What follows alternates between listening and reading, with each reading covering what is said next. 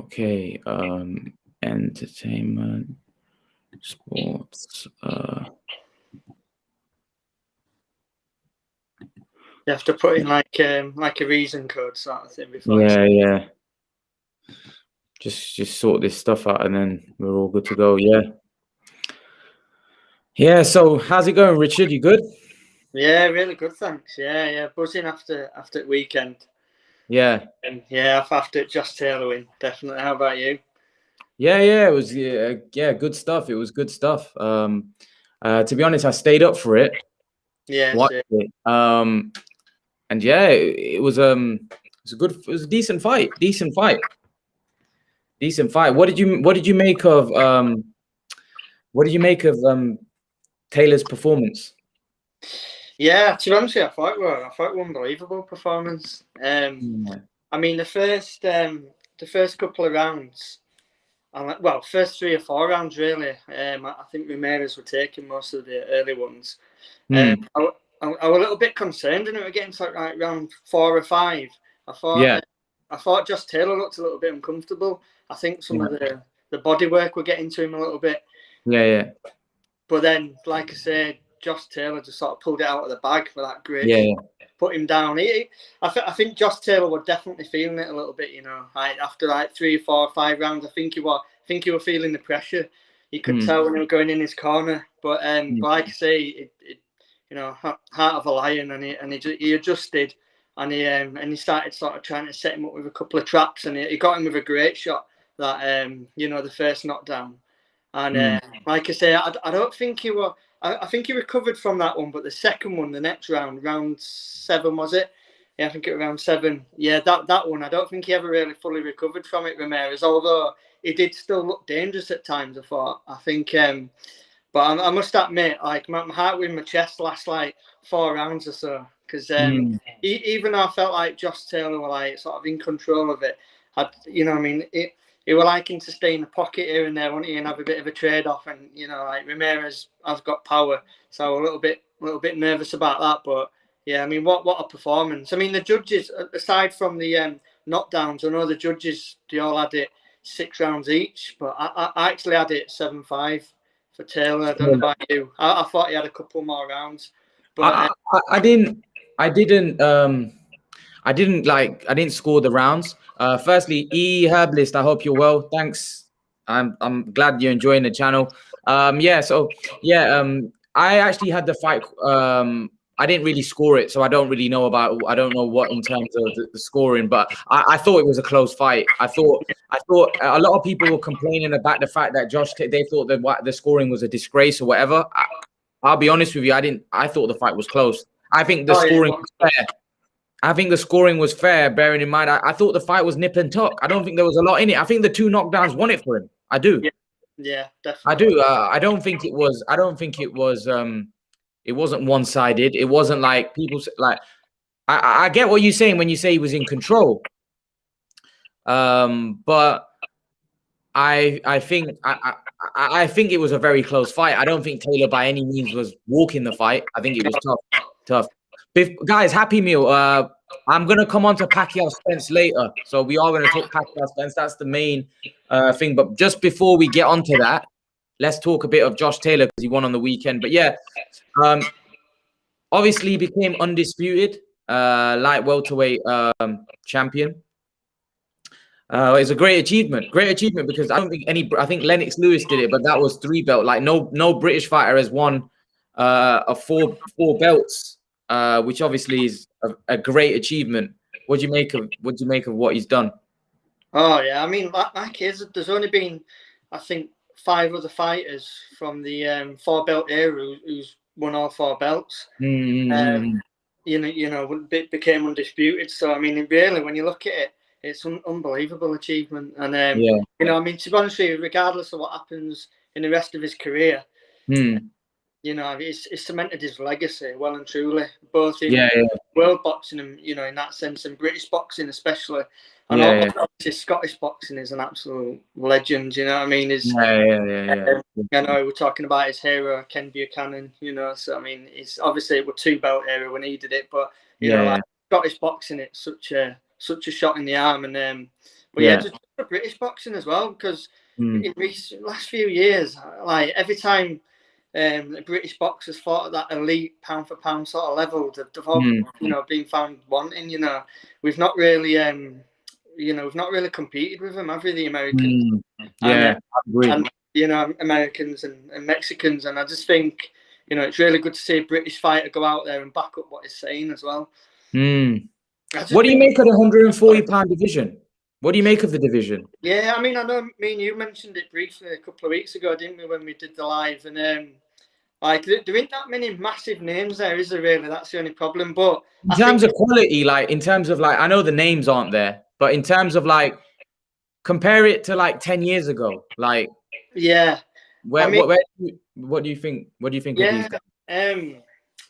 I mean, to be honest with you, like I said, there ain't that many names there, but there is good quality in the division. I mean, if you're going to compare it to like 10 years ago, or maybe a little bit longer, we're talking around the time when Khan were there, I guess, aren't we? And, you know, they were like Devon Alexander, Khan, Bradley, who Zab Judah, Lucas Matisse, Maidana, Victor Ortiz, Paulie Malignaggi as well. Paulie Malignaggi, Andrei Kotelnik. Kotelnik and Hatton before then. There were so many, but I think frustrating thing is about then when Marquez. Exactly, Marquez. I mean, the thing is as well, what's frustrating about 10 years ago, 11 years ago, around that time is there were chances for undisputed fights. But like Bradley didn't want to Khan fight. And Bradley, Khan and Bradley, Khan was shouting for it, wasn't he? He was. To be fair, I reckon, honestly, I think Khan would have become undisputed if Bradley had fought him, because I think styles make fights. I think he was all wrong. Yeah, I agree with you 100%. I think he was all wrong for Bradley. And to be honest, if he had done it back then, that would have been a bigger achievement, because I think the fighters were better. Bradley's a great fighter. Look at his resume. Proper warrior. And have you seen his resume of the guys that he's beat? I know. Unbelievable resume, Bradley. What? I think he was a 2-weight world champion. He was unified. I think Bradley. You see, Bradley at the time was like a bit above Khan, like recognition-wise. So he didn't want to take that risk. Do you know what I mean? Maybe the same with Khan Brook. But yeah, back to Taylor. Back to Taylor in terms of like where do you rank? Like, where do you rank him? Where do you rank him? Like. Or do you think it's a bit too early to start ranking him because you don't know how his career is going to play out? Yeah, when you say ranking, do you mean like British boxing? Or British boxing, obviously not world boxing. Do you mean like greats? You mean like British, you know, the last sort of Yeah. Like, obviously they're talking about him like that now. So, or do you think it's premature to talk about him like that because you don't know how his career is going to play out going forward? I think you can definitely put him up there in the top. I don't mean if you're going by the last 30 years. I think you can definitely put him up there now, sort of in the like top 15. But I think it is a little bit premature. But I mean, the thing is, I think it's hard to judge, isn't it? Because, like I say, it's probably sort of just coming into the peak of his career, or maybe he's at his peak. But he's got another good few years left. He's not like, you know, I don't think, you know, he's only had 18 fights. So he's got a lot of miles left on the clock. And he's like 30 years. I think he's 30 years old, so he's kind of at his physical prime as well. But I think if you go on his resume for what he's achieved at such short space of time and the amount of like unbeaten fighters he's beaten as well, and you know, winning the world boxing series as well. He won that. He beat Regis Proje. I think and Baron Schick as well, and Victor Postel, that was a decent win as well earlier on, and and obviously this one winning the undisputed. I think you can put him there in the top around. It's hard to know where to put him just yet, but I reckon that there's so much more to come from him. You know, so many like options for him as well. You know, I mean, there's a lot of fight we talk about at the moment. There ain't necessarily the names at 140 just yet, but you've got to think all these lightweights are going to be moving up at some point. And you know, like a lot of the, you know, like Lopez and fighters like that and Haney, they'll all move up. and Ryan Garcia, they'll all move up at some point to light welterweight. So I think there will be big names there. It's whether he's moved up by that point. I mean, I think there's a high chance in a couple of fights' time he might move up, to be honest with you. But having said that, if some of the names move up from lightweight, because a lot of them are big lightweights, I don't know how long they're going to last at lightweight. You know, he might stick around for some of them big fights against the likes of Lopez. You know, but yeah, I don't know. I'd rank him definitely in top 15, and he's got a good resume. Very amazing resume for how many fights he's had. But I mean, there's some British fighters with some top resumes, so it's hard to. Yeah. I know he's undisputed, but if you're gonna compare some resumes, you know, like Carl Froch, Amir Khan, you know, they've got unbelievable resumes. Lennox Lewis, Kawasaki. Thick resumes. You know what I mean? Like long, deep resumes. Yeah, that's it. Yeah. What do you reckon? Yeah, to be honest, like I think it doesn't matter what I think of him as a fighter. The fact is he's undisputed. That's a big, like, it doesn't matter whether you think, you know what, there's quite a few fighters better than Josh Taylor. It's irrelevant. The fact of the matter is he's done something, right, which is an unbelievable achievement, which you can't discredit. You can't discredit like what he's done. He's done unbelievable achievement. It's unbelievable. It's unbelievable what he's done. So you got to give him credit. I want to give a shout out to Viet Raps. Thanks for the super chat. It says Manny is already training in the Philippines with Boo Boy and Coach Fortuna. Let's go, Manny. Just a quick one on that before we get back onto Taylor and stuff. What do you make of what do you make of Manny? His trainer saying that he's going to knock Spence out. Yeah, I mean, I can't see that happening, to be honest. We've not seen anyone like dent Spence really, have we? You know, and it's not a big you know, he's only a small guy, Pacquiao, and he's not really hard. Apart from that Matisse one a few years ago, he's not had any TKOs or knockouts for years, has he? And, I think I can't see him knocking him out. I really can't. I mean, I've never seen him dented or hurt in the slightest, really. You know, Errol Spence Jr. I just can't see that. I think, to be honest with you, I think it's. I can't see him knocking Pacquiao out either. Though I think it'll go 12 rounds. I think it'll be. I think it's an intriguing fight, but it's hard to tell with Pacquiao because he hasn't been in the ring for 2 years. I mean, he is old now, and let's be honest. And they do say you can go old overnight. But I mean, he never seems to get older, does he, Pacquiao? It's amazing, really. Like, what he's doing is absolutely ridiculous, really, when you think about it. I just can't get my head around it. Like, I honestly didn't expect it to be announced. That it kind of it shocked me out of nowhere, didn't it? Yeah, it shocked. But Pacquiao's a legend, man. What a fighter! If he pulls this off, I'm actually going to do a video about it. If he pulls it off, you're looking at GOAT status. You're looking at GOAT status. What I'm saying when I mean GOAT status, I'm talking Ali, Robinson, that kind of level. 100%. Yeah, I agree with you. Someone said to me, if he beats Errol Spence and then goes and beats Crawford, right? Where would you rank him? I said, probably the greatest. Yeah, all time. Exactly. Got a really good you can't if he does that or even beating Errol Spence is. It's stupid for a 42-year-old to beat a guy that's pound for pound in his prime. Yeah. It's almost ridiculous. It's almost ridiculous. I want to welcome like Ray onto the show. How's it going, Ray? You all right? Not too bad. How we doing, lads? Yeah, right. All good. We were talking about before you came on about Taylor and how he looked against Ramirez. Just your thoughts about the fight. How did you think the fight went? It was an epic performance from Taylor. Yeah. You know, like I said last time when I was on, everything Ramirez did was good, but Taylor was just better in every department, and that showed on the night. I thought that Taylor's footwork was exceptional. Ramirez is very busy, and when he comes forward, he's very accurate with his shots. He varies between the head and body very well. Taylor could nullify that. His jab was nice and sharp. You know, and I thought I had it wider than what the judges had it. I had a lot wider. I saw things in there that Taylor was doing. You know, there seems to be a mix-up between aggression and people saying, "Oh, this fighter's the aggressive fighter, so he's winning the fight," and effective aggression. And Taylor did enough with his footwork, with his jab, with his pivoting off the front foot, keeping that his southpaw lead foot on the outside of Ramirez's lead foot.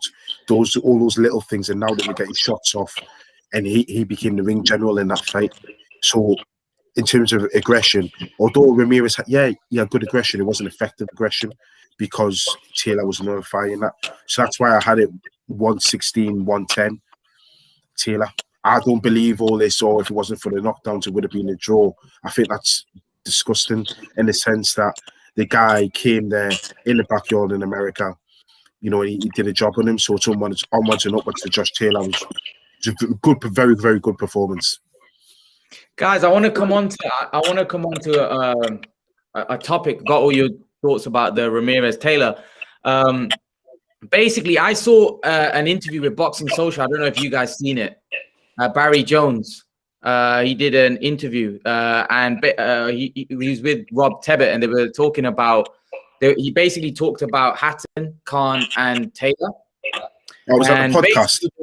Hey, was that the podcast they did? Yeah, the podcast. Yeah, the podcast. Yeah. Not an interview. Sorry, podcast. You're right. And they were saying, where would you rank all of these guys? And I didn't know what he was doing. I didn't know. I thought like Rob Tebbett was asking him about legacy and stuff.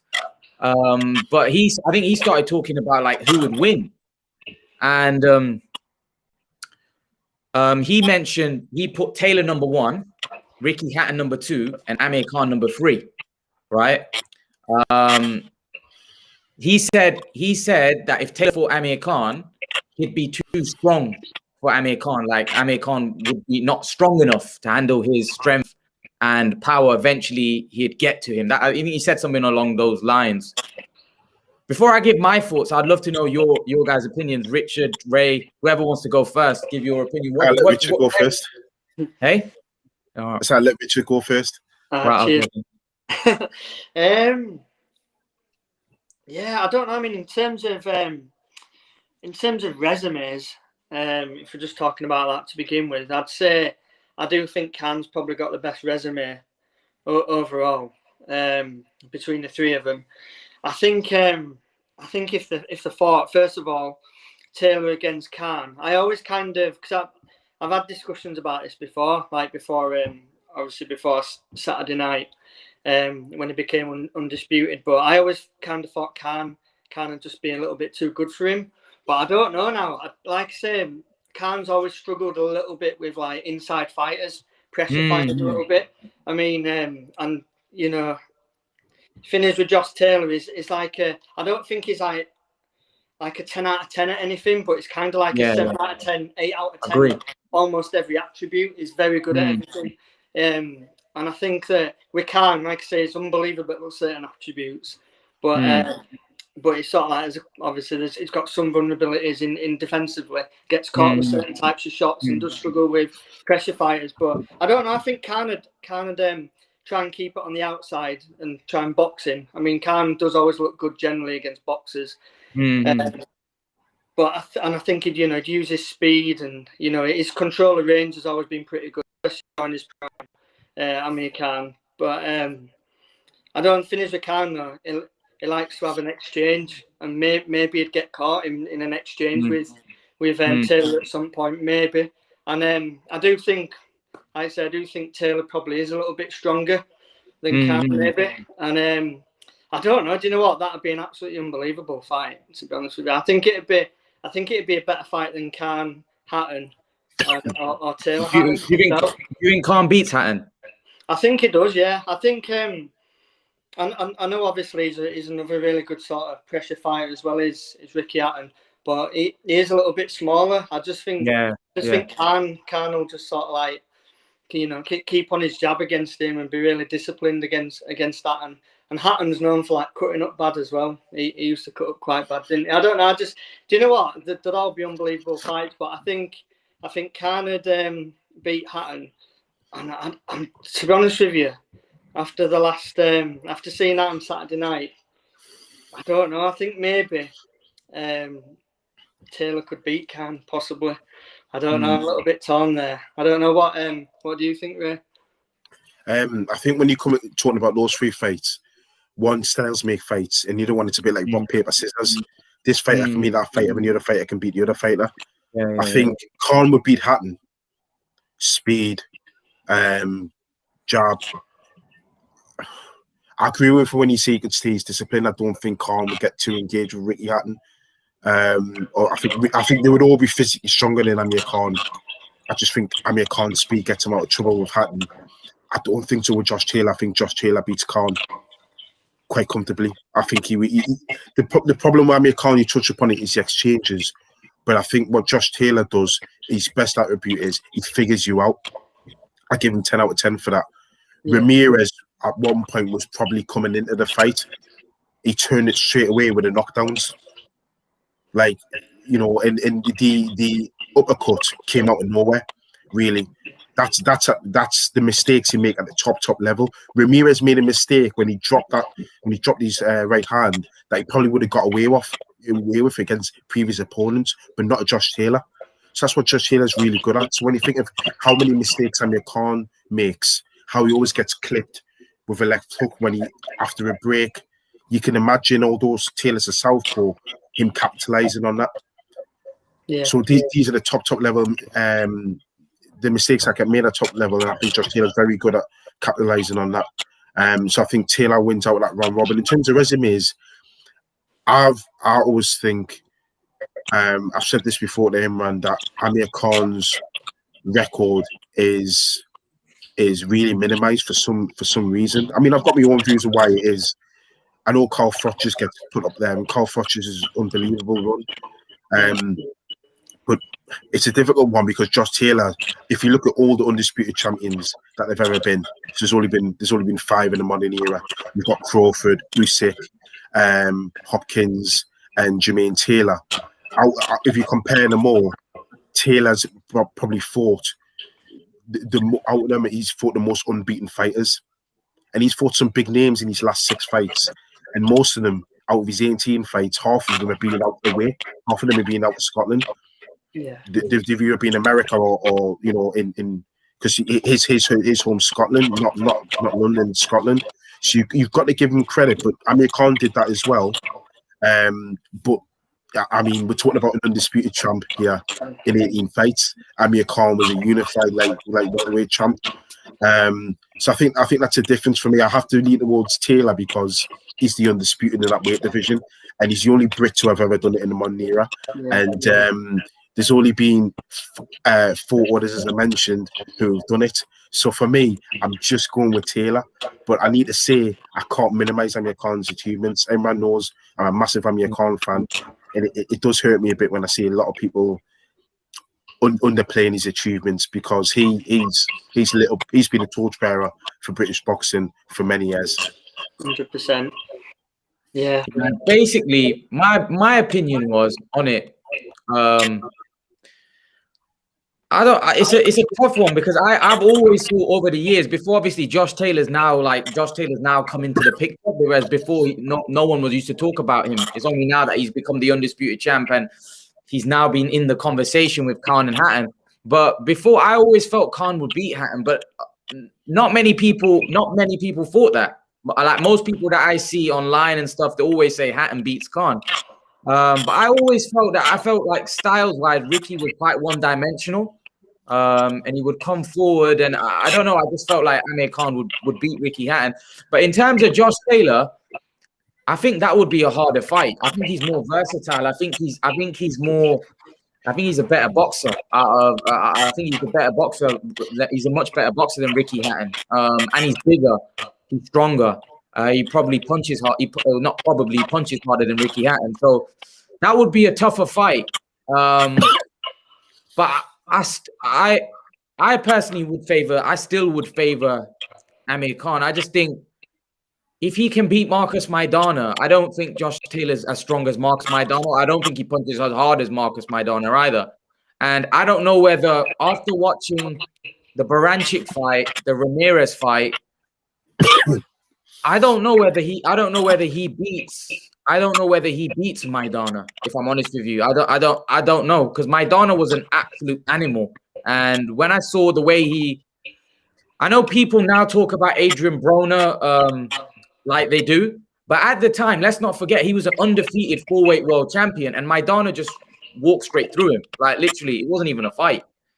And I think there was other guys that at 140 at the time, I think the 140 division was a lot harder back then. Like, would Josh Taylor have beaten Bradley, for example? Would he have beaten Devin Alexander, who absolutely beat the crap out of Maidana when they fought? Would he have beaten Lucas Matisse, Lamont Peters? I don't know. There's very hard fights. I think those fighters are better than what they are now. Personally, that's what I think. And I think the division was a lot more stacked than what it is now. A lot of these guys that are like Prograis, Baranchik, a lot of them are very unproven. We don't know how good they are because they haven't really got the resumes. Like, for example, Zab Judah, he was very accomplished when he fought Khan. So I don't know. I don't know how good these guys are, to be honest. Like, Taylor's obviously beat all of them, so he's got a really good resume. Yeah. But I don't know about how accomplished Prograis. I don't know how good they are because they haven't really fought the other guys in the division. Like Prograis, what's Prograis's best win? What's his best win? I don't know. He's a good fighter, don't get me wrong, but I think Postal was the most accomplished fighter that Taylor fought. And again, that was quite close as well. So I don't know. I think Khan had more dominant wins. I think his wins were more dominant. Paulie Malignaggi stopped him in 10 rounds. Zab Judah got stopped in 6 rounds. Patonic got schooled. Maidana was a great war. I think his performances were a lot better than Taylor. However, he also lost to Lamont Peterson, which I thought he won. Was a close fight, and I thought he won that fight for me. Danny, say that again. He won that fight for me. He won that fight for me against Taylor. Even if whatever it was close. Against Lamont Peterson, he won that fight against Lamont Peterson. Yeah, but it was close. You know what I mean? It was like even if you think he won it, it was a close fight. But the Garcia fight really hurts his legacy because he got stopped in that one. So Garcia was a good fighter, though. There's no shame in that. He was a top quality. So I don't know. I think Khan won his fights at 140 in more impressive fashion. But then it just depends. I don't know. I can't really say. But what I will say is that Taylor has put a real good case in for himself. Like now, I think Taylor. I actually think you got to realize he's undisputed champion, like you guys have mentioned, and then also Khan's finished now. Taylor could go on, and you don't know what he's gonna do, right? Yeah, that's a bit premature because if he goes to welterweight and gets blown away, we may look at him differently. You see what I mean? So it's a bit premature because if people looked at Amir Khan after the Maidana win or the Zab Judah win, people were probably saying that he's gonna go on to become an all-time great. Do you see what I mean? But then his career panned out differently after that. So I don't know. I don't know. I think it's a bit premature to, although he's undisputed, I think we have to wait and see how his career pans out. Because if he goes on and loses a couple of fights, and it depends on how he performs, I just think we have to wait and see, let his career develop a little bit personally. But yeah, what do you guys make? What do you guys? I think. Sorry. I was just going to say, I think. With Josh Taylor, the potential's there. I mean, I've always said he's going to be the British equivalent of Terence Crawford. And I stand by that. Yeah, you did say that. You did say that. Yeah, I did. It did, and because he's got something you can't teach. He can box and he can really fight. He can do all sorts of different styles. He's a southpaw as well. He's one of those weird southpaws where he's a left-handed southpaw. So he strengthens his front hand, but so he's strengthening his backhand. So, but I suppose the other thing I like about him is his adaptability in the ring. Some people, when the pressure's on them, they start to wheel away in the struggle. He turns it around in fights, and when you've done it, you can look back in his fights and say, yeah, they're close fights, but he's come out the winner. He's come out the winner, and on the judges' cards, and he's looked convincing doing so. Do you think he beat Prograis, by the way? Yeah. I've not looked at Josh Taylor's fights and thought he was lucky there. And this is the thing about Josh Taylor. This is at the top level. So I think a couple of gimme fights at welterweight, and he could be onto something here. Because I don't think he's got any business at 140 now. No. Once you undisputed, you know, and defend it against who? Your titles against who? Jack Catterall? What in Edinburgh Castle for what? You know, you're not even going to get big money doing that. So for me, it's about vacating. You've done all that you can, and you know, campaign at welterweight to add to the legacy. Do you think he beats like? Do you think he could beat someone like someone like Crawford or a Spence? Not now, but in time, yeah. In time, yeah. Really? Well, you're looking at if Errol Spence has an up-and-coming fight against a 42-year-old Manny Pacquiao, then after what he's achieved, you would think he would be either going up to 54 or having a Crawford fight. So why not? If Spence is going to hang around, why not? There's nothing saying after a couple of fights at welterweight to test how he does the weight, how strong he is at the weight. Why not? He's definitely got the skill set to do it. He's got the footwork. He's got the jab. He's jabbed nice and sharp. He's not a devastating concussive puncher, but because he's so accurate and he's so quick. If you don't see the shot, that's what puts you over. So that with Ramirez, I think he's got a good chance. I would have never thought Crawford, starting when I saw him first against Ricky Burns, would be ending up at welterweight and stopping at welterweight. So you can never know sometimes, because Crawford never looked like a banger when he was against Ricky Burns. No. People grow into the weight. Yeah, he didn't. I think with what Taylor's done in terms of like 18 fights, undisputed champion. I think like you said, that it's like an incredible achievement, and he's literally put himself, because like when you look at Taylor, like when he was obviously a good amateur. He was a good amateur, but when he went to the Olympics, I don't think he medaled. Did he? No, he didn't. He got knocked out in the round of 16, but that doesn't mean anything all the time. No, what I mean is, like, you wouldn't expect him to do what he's done. That's what I'm saying, because of the fact that in the Olympics, you wouldn't think that, you know, the fact that he failed, you wouldn't think he would go on to then go become undisputed. That's why I think what he's done, especially in 18 fights, you know, it's quite impressive. You normally expect someone to do what he's done, you know, that's like a gold medalist, or someone like Loma, you know, that had a really extensive amateur background that won literally everything. But so I think what he's done there is what he's done there is impressive. But again, I think your legacy is defined at the end, because if you just say lose at 3 or 4 fights, people will view you differently. So I think a loss can have a substantial, you know, effect on how people view you. It has a massive impact, especially if he loses a couple fights at welterweight, which I think welterweight's a dangerous division. I remember Keith Thurman always says that a lot of people jump up weights. Usually they hit a wall, and normally that wall is the welterweight division. And I don't know whether that's a hard division. That's a very hard division. I see some like Boots Ennis and Virgil Ortiz, some really good fighters in that division.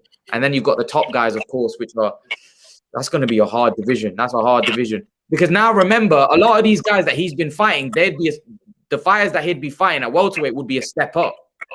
So I don't know, that's going to be unknown territory for him, you know? So yeah, I think it's going to be interesting to see how he gets on. Any last thoughts before we move on to like Pacquiao Spence? Yeah, I think you know, we're going back to one thing we didn't mention with Khan is if he, you know, prime for prime, if they'd have fought. We forget as well that Khan was, until obviously Crawford's a switch hitter, but Khan was unbeaten against southpaws, and it always looked really great against southpaws. He had a particular sort of style that just made it really hard for southpaws against him. But then again, like Ray said previously as well with Taylor, it can adapt so well, and as well, his strong hand is actually his left hand. It's weird that he's southpaw, even though it's his strong hand. Yeah. So, I mean, that you got to look at. Yeah, Khan was really good on the pivot against southpaws. I remember when he went with Virgil Hunter, he kind of nailed it with Khan against southpaws. And but like Ray said, on the flip side, Taylor does adapt really well in fights, and as I said before, he's like a 7 out of 10, 8 out of 10 at everything. You know, he's very good at every attribute. So I think that's one thing we have to sort of give Khan. He is really good against. See, you know how I'd see that fight go? You know how I think that fight would go? I personally think that Amir Khan could do what he normally does in excess. I think for me, Taylor would have to adjust in that fight. And what I mean by that is, I don't think, because Taylor for me is like a counter puncher. So he waits for the guys like Ramirez. He was waiting for Ramirez to come, and then he was countering him with the left hand. Ramirez was quite wild. He was open and he got clipped. That's how he scored the first knockdown. The second knockdown was kind of like on the break. But the first knockdown, if you look at it, and he's done O'Hara Davis like that, and he did Baranchyk like that. He's like, he waits for you, and then he cracks you, right, with that left hand. The thing is with Khan, Paulie Malignaggi said that the traditional boxers struggled against Khan because he was too fast. He was in and out before you could land. The guys that had success against Khan were the guys that threw with him, like Danny Garcia, Maidana, guys like that were rough, that weren't your traditional boxers, right? They were rough houses. Now, I personally think how Taylor would have to adapt. I think he'd have to walk Khan down. He won't be able to box with him. I think he'd get outboxed. I think he'd have to walk Khan down and start bullying him and roughing him up. And that's how I think he'd have to start wearing Khan down. Because I don't think Amir Khan was, although I think his physical strength was underrated. I don't think he was the physically strong. Like, I don't think his body was like, you know, like a Kell Brook, like physically, like he was quite a big dude. He was physically quite strong. Like when he fought Porter, he was grabbing hold of Porter. I think Amir Khan physical strength wasn't his attribute. He was more like a fast, pickpocket type boxer. He'll hit you with a couple of shots and then move away. I think Taylor would have to, personally, I think he'd have to walk him down. I think he'd have to walk him down, start wearing him out in order to win that fight. That's how I see it. But I don't know. Again, Taylor, one thing I've noticed with Taylor is eye swells up a lot.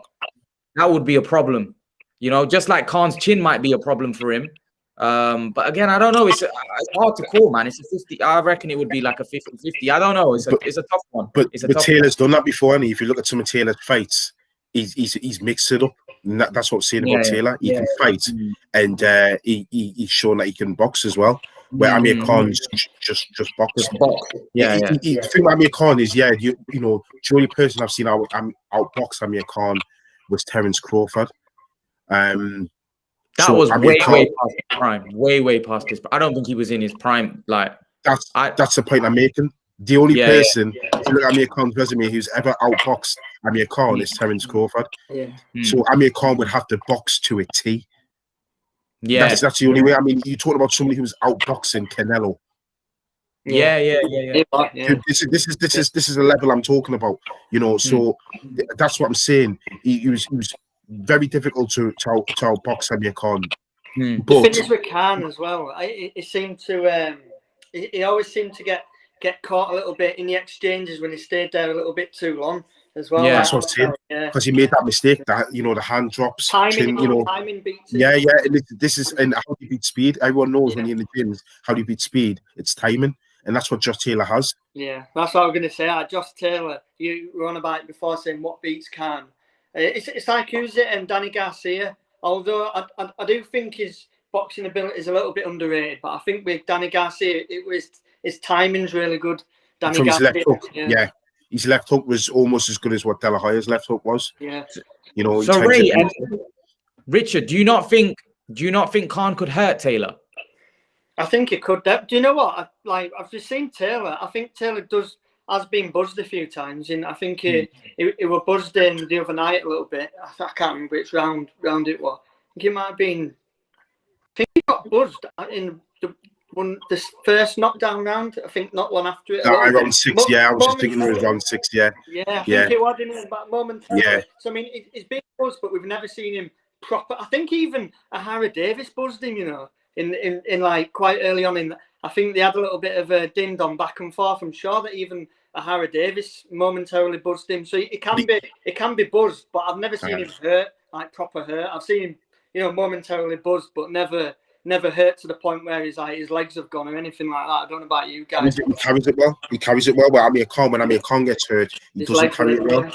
So when you look at how I mean, Amir Khan's not really known for hurting people. I mean, he got Maidana on the floor. He knocked Maidana out with the with a body shot. Peterson he knocked Peterson down at that time. Yeah, but it's accumulation of a lot of punches. Overwhelming, isn't it? It kind of overwhelms you. I don't think he would hurt. I don't think he would hurt Taylor. No. Yeah. I think. I think he buzzes you, doesn't he? And then he buzzes you, and if he thinks you're hurt, he will just try and overwhelm you, and then oops. Refs quite often will jump in, won't they? Yeah. We can. That's a lot of his, especially at the elite level. I mean, if you look back at I think Khan's got enough power to sort of respect opponents to respect him. I think he's got enough power for that. He's got respectable power. But yeah, he's never had that like concussive power or anything like that. Not when he started going up. Up the level. Yeah. Even Brook. Everyone raves about Brook. With him, it's more timing than power. But when he stepped up to elite level, he's never really shown. Everyone always used to say, "Oh, he'll knock out Khan easy" and all this. Like everyone always used to say, didn't they? Like, but I think it was more timing than anything. Like, because when has Brook ever really shown to have genuine big power at elite level? He's never shown it. But when you step up to elite level, the opponents are a lot physically stronger. They take shots better and they make less mistakes. That's it. Yeah. Porter took some good punches from Brook, but like Porter's chin is unbelievable. Like when Spence caught him with that uppercut, it's like, how the hell? I mean, it kind of didn't properly go down. He just touched down with his glove, but his chin is ridiculous. And the thing is, what amazes me about Porter is had all the, I know I'm moving off subject a bit, but he's had all these like wars throughout his career and at the elite level, but he never seems to like like when fighters have had these tough fights after tough fights, the career just starts declining, but he seems to have longevity. Like his punch resistance is still there. Like it's unbelievable, like how he's still going and having these wars every single fight. Sean Porter really is. I'm a massive fan of him. Yeah, tough guy, Porter. Porter's really, really tough. Very, very tough guy. But yeah, I think it would have been great. I think it would have been a great fight. It would have been like really, really good to see. Really, really good to see that one, to be honest. Again, I don't know. It's like people mentioned they don't know whether that fight would have happened because it would have been a similar situation to like Khan Brook, where Amir Khan would have thought that he's he's a bigger name, and would he have taken that fight? I think he would have if Taylor had been an undisputed champion. 1,000,000% he would have taken it. 1,000,000%. I think the reason why he didn't take the Brook fight, I think he felt like Brook hadn't done a lot. But when he won the world title, I think he should have fought him then. Personally, I think he should have fought him straight off the bat. Yeah. How do you think Taylor gets on with Brook at 147? I personally think Brook beats Taylor. By the way, that's my opinion. I think he would have. I think Brook in his prime. Because Brook in his prime wouldn't have had a chin issue against Taylor, and Brook was very strong, very big and very strong. So that stuff on the inside, I don't think it'd work against Brook. But yeah, how do you guys see that fight going? His sharp jab might be a problem for Brook. His sharp jab and his footwork. I could probably see Brook kind of trying to follow him around the ring, trying to land his right hand, and I see Taylor taking advantage of that. That's how I would have seen it. Probably a points decision for Taylor. Do you reckon? Yeah. What do you think, Richard? Yeah, I reckon. I reckon it'll go 12 rounds. Definitely. I don't think anyone's getting knocked out. Definitely not. I think. I think he's got a little bit too much to his game. Josh Taylor. I think he'd beat him on points. I think it'd be I don't think it'd be a landslide or anything like that, but I think he'd maybe beat him on a UD by a couple of rounds. I think. I think Brook will be trying to time him all night, and maybe because of that reason, I think in fact, do you know what? It might even be a wider. It might even be quite. Yeah. just because Brook could be looking to time him, and before you know it, this is what a lot of boxers used to have with Khan, because Khan, when going back to Khan, because Khan had a suspect chin, even the boxer would be going there to try and knock him out, and then before they know it, the 4 rounds down, they hadn't had that big shot, and then he's in a rhythm, and I think that's what happened here. I think Taylor would maybe get into a rhythm, and then Brook realizes he's not catching him with that big shot, and he gets beat on a UD. But I think every round would be competitive, like. But I think I don't know, because the finish with Brook, I don't think we ever found out how good he really was, because I agree. His peak was Sean Porter, and then he didn't really have the big fights after that, and then he kind of copied Khan a little bit when Khan jumped up to fight Canelo. He jumped up to fight GGG, and let's be honest, he was never the same after that, really, with his eye injury, and then it happened again. Yeah, he was never the same. He was damaged goods after GGG, sadly. I think a prime.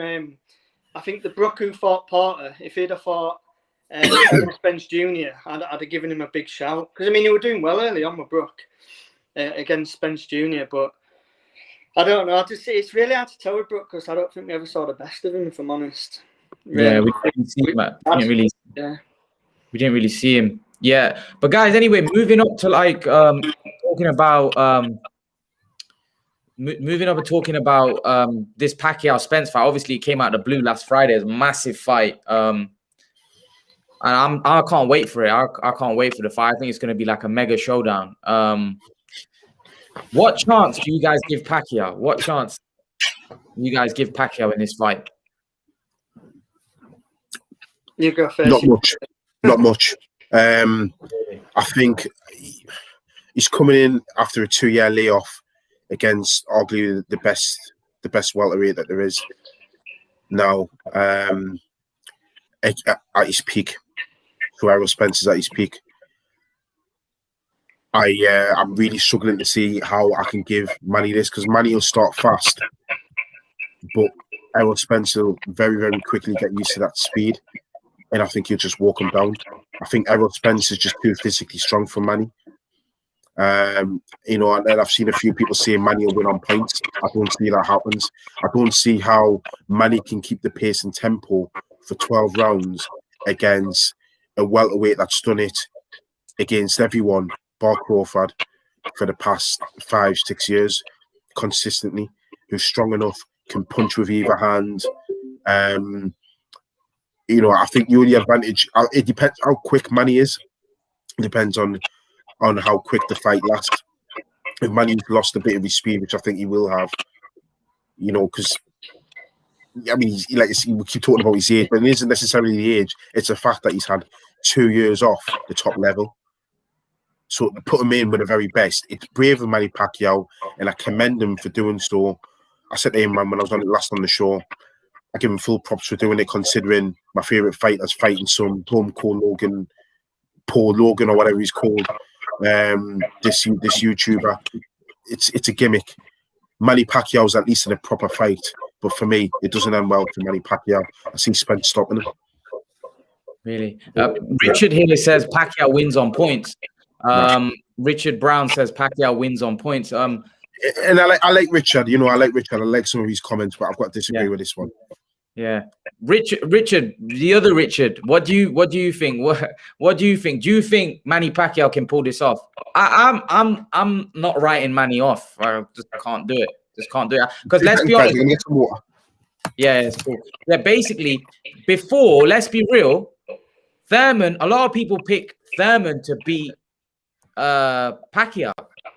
Yeah, a lot of people pick Thurman to beat Pacquiao. And Pacquiao shocked everyone. He beat Thurman.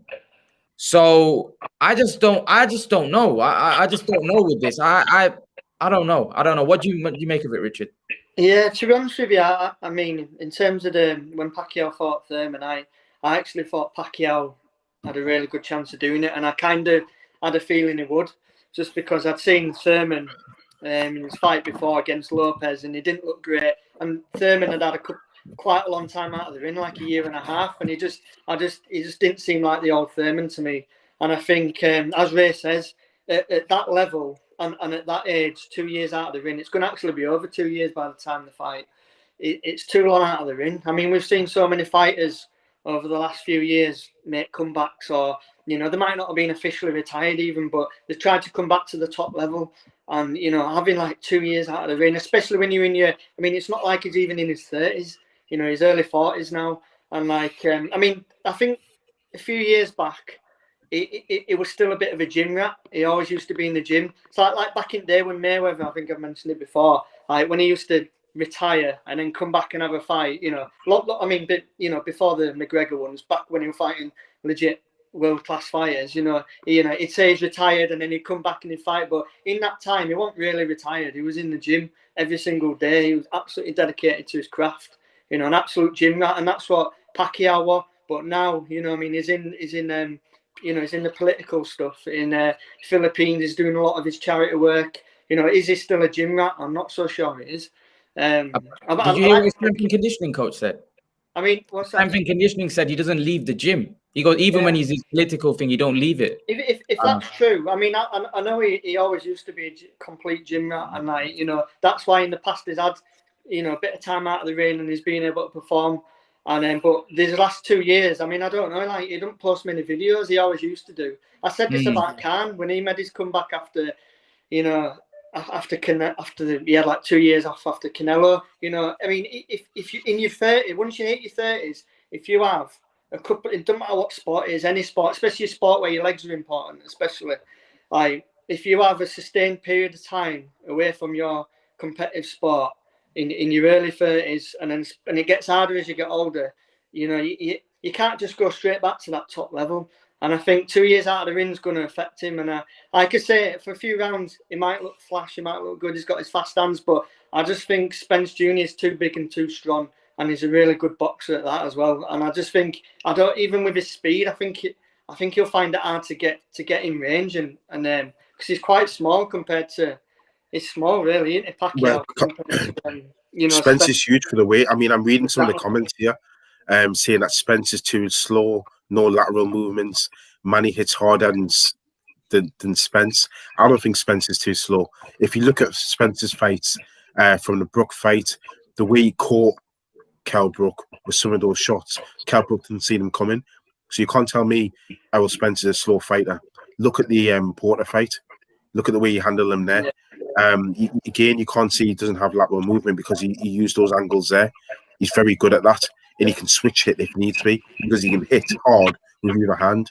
I just think this is going to be, because they do talk about in boxing, a good littling always beats a good big and always beats a good littling. Yeah, Pacquiao's great, but he's going to be diminished by the time he gets into that ring against somebody who's up and coming. I just think up against Errol Spence is going to be too much for him physically. Yeah. And I just seen that comment about Kell Brook. Kell Brook was never slow. Monty Kiss at Kell Brook was never slow. But compared to Pacquiao, he is though. His movement, his well, the way I would say is that Brook is slower than Pacquiao, but that doesn't mean Kell Brook's slow. He's just slower than Pacquiao. You see what I mean? But that does mean that it's going to be harder for Spence. I suppose Brook's a bigger target. He's a bigger man. He's got bigger frame. Pacquiao's a smaller frame. He's a smaller guy. I always thought, right? And this might sound crazy. I always felt that's that kind of style. I always felt that kind of style would, that style that Spencer's got. I always thought a fast mover would give him trouble because although I said this in a video that I did yesterday, that Spence is a lot deceptive with his speed. He's a lot faster than what he looks on the outside, right? Yeah. But yeah. I remember someone speaking. I can't remember who it was. It might have been a YouTuber. I can't remember. And he said, I would have loved to see Khan fight Errol Spence. I don't know who it was. He goes, I just think, although I don't know whether Khan would have been physically strong down the stretch, he goes, stylistically, I could see Khan giving Spence fit for rounds. But I personally think Spence might have been a bit too strong because Spence is a huge welterweight. And we were talking about Khan's physical strength. He might be too small and not strong enough. But I could see Spence being given fits by Khan, especially for the first 5 or 6 rounds. The difference is, I believe Pacquiao's got a way better. Obviously, he's a lot tougher.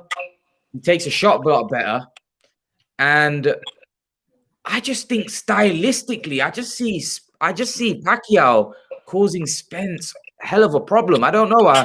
Maybe might be wrong. And initially, I've been watching some of their fights, and I just think it's not the old Pacquiao. Of course, it's not going to be the Pacquiao 10 years ago. It can't be. I don't know. I just get a feeling that it won't surprise me if Pacquiao pulls this off on points. I don't know. Maybe it's because I've been a fan of Manny for so many years and he's exceptional at what he's done for so long. I don't know. I don't know. Like you guys say, I think he could get worn down. I have said that. I think he may get worn down later on in the fight and get stopped. But I don't know. I genuinely don't know. I don't think this is as one-sided as certain people think. I think Pacquiao. I think Pacquiao could pull this off. I do. I did. A lot of people said the same about Thurman. They said Thurman would beat Pacquiao. They said Thurman would be too strong. I remember Duke McKenzie saying that I can't see Pacquiao beating Keith Thurman. And to be honest, he did it, and he did it quite emphatically. Although at the end of that fight, looked like he was running low on stamina. I just think that he has I think he has a chance in this fight. I think I would go 60-40 in Spence's favor. I don't think Spence has fought anybody. I don't think he's fought anybody with that kind of style. Not even close. Like Mikey's slow compared to Pacquiao. Kell Brook isn't that style. Like I said, he's not as quick, nowhere near hand speed wise quick, not as quick a mover as Pacquiao. Porter is a different style. He more pressures you, more pressure fighter. And I actually think Pacquiao might be the hardest hitter he's been in the ring with. I think Pacquiao, he's very explosive. I didn't expect him to knock Thurman down like that in the first round. So I think this is a lot tougher than what people think. But again, it's we have to wait and see. I think Pacquiao's proven us wrong so many times. Let's not forget, I didn't think he'd beat Cotto.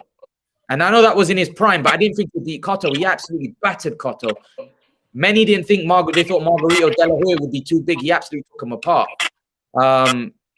I know he's 42 now and he's past his prime, but how good is Errol Spence? Like I said, I don't know. I don't know. Because would you be confident saying that Cotto beats or Errol Spence beats Cotto or beats De La Hoya? Or he beats that De La Hoya, but does he beat Cotto? That Cotto that Pacquiao beat? I'm not sure. So I know this is a 42. I know this is a diminished Pacquiao, like you said. But does he even beat the Pacquiao that fought Thurman? I don't know. I don't know. It's a tricky one for me. Any thoughts, lads? Yeah, first of all, I'm seeing a lot of the comments saying people are hating on. None of us are hating on Manny Pacquiao. I just think that you're talking about, can somebody really with 2 years out of the ring come in against a pound for pound fighter, arguably the best welterweight, and expect to walk through him? I think you've got to look at yourselves once you put it that way. Can you expect him, 2 years away from a ring, away from a good opponent, to then walk in against pound for pound, do a number and walk back out again? People are looking at this like Sugar Ray Leonard against Hagler. This isn't about hating on Manny Pacquiao, who's had a great career. This is about the cold light of day, looking at him, thinking what chances he got. I give him some chance, but I can't see him beating. Errol Spence. It's no good saying, "Oh, but he did this against Furman. He did this against, he didn't." And Errol Spence, he never stopped Mikey Garcia. And what? Styles make fights. Come fight night, that isn't gonna. That's not gonna be. What we're looking at here, because of the gap that Pacquiao's had. It's not as if Pacquiao's been fighting every 3 or 4 months or every 6 months. Even if you fought last year, it makes a difference. But they're not fight for 2 years and they go against the very, very best. I think once you put it in those terms, it makes it very, very difficult. Yeah, I'd agree with that. Like, yeah, definitely. I think that, but I just, Pacquiao is like one of those fighters. Like, you just never know. Like, because he's shown such a high level. He's shown that he's operated at such a high level. It's been such a great fighter, and for me, obviously Spence is a great fighter. But remember, Ray, Spence is coming off a horrible car accident as well. And I know I think Danny Garcia was kind of a tailor-made opponent for him. Although Garcia is a good fighter, I think he was kind of tailor-made, because if you look at it, there wasn't Garcia didn't really trade with Spence. Like, there wasn't like slow pace. You can't really use the car accident once he's had the Garcia fight. Do you know what I mean? You could say that before you had the Garcia fight. After the Garcia fight, you can't use it because he's had that full recovery now. Secondly, when you look at Danny Garcia, he didn't play to Danny Garcia's strengths. Why trade with Danny Garcia? Because he catches you with that left hook, you're in trouble. So he didn't. I think he probably learned off the Porter fight, because in the Porter fight, he made that fight closer than what it was. Although it was a great fight for us. Yeah. You know, he made it that way. So for me, we can't keep saying about the car accident once he's had a fight. If this was his first fight after the car accident, okay, fair enough. But if he's had a fight after that and he's looked impressive, you can't use it, because Manny can't exploit that now. Because what I was saying is, I think that Danny Garcia wasn't able to hit Errol Spence, because I think Danny Garcia has always been quite flat-footed, and like you said, Errol Spence didn't play to his strengths, so he literally neutralized him. He literally neutralized him. Yeah, I can't see Errol Spence going 12 rounds neutralizing Manny Pacquiao. He will get hit against Pacquiao, and Pacquiao has, for me, the kind of power. If he hits you, right, even at his age, he can do some damage. I don't care who it is. I think he could do damage. I think Pacquiao could hurt Errol Spence. I'm not saying he stops him, but he didn't even stop Thurman, who I believe is more vulnerable, a lot more. He's not as tough as Errol Spence, but I do feel Pacquiao has the kind of power to hurt Spence if he catches him right. I think he's explosive, fast. I don't know. It's a very, very great fight. I think, yeah. What do you think? What do you think, Richard? Do you think Pacquiao could hurt Spence? I think, I think it's definitely, you can't say that he can't hurt him. I think he's definitely got he's got that speed that stuns you.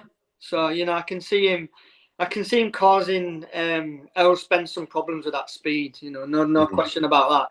And I think there'll be a lot of competitive rounds, but yeah, I just think that the size.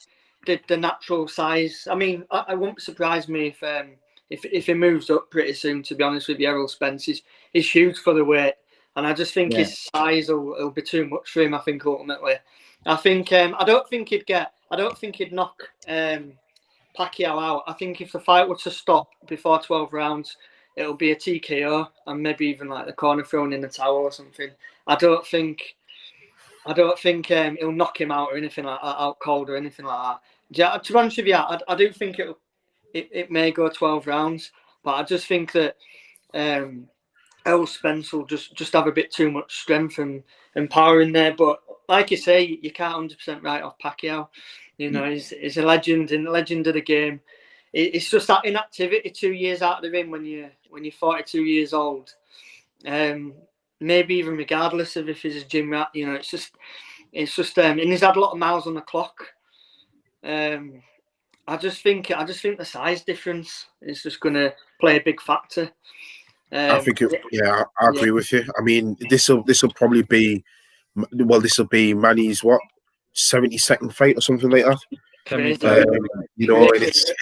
a lot of miles on the clock. Proper Yeah, it is. It's going back to the days where they fought maybe 3-4 times a year. Yeah. Those are the days that I would like to see brought back, because that's what I want to see the fighters doing.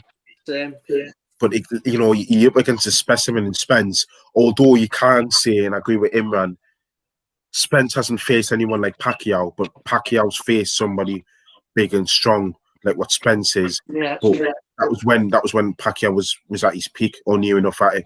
I don't think he's got that.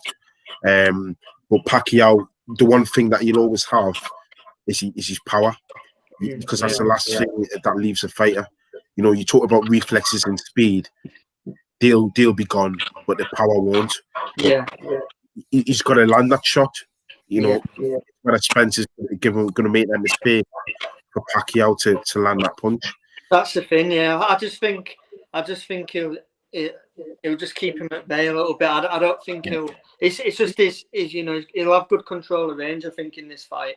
I think Spence Jr. I think that's what will win it for him, and then obviously his size and his body shots. But I don't know. I mean, do you know what? It's such an intriguing fight. It's just.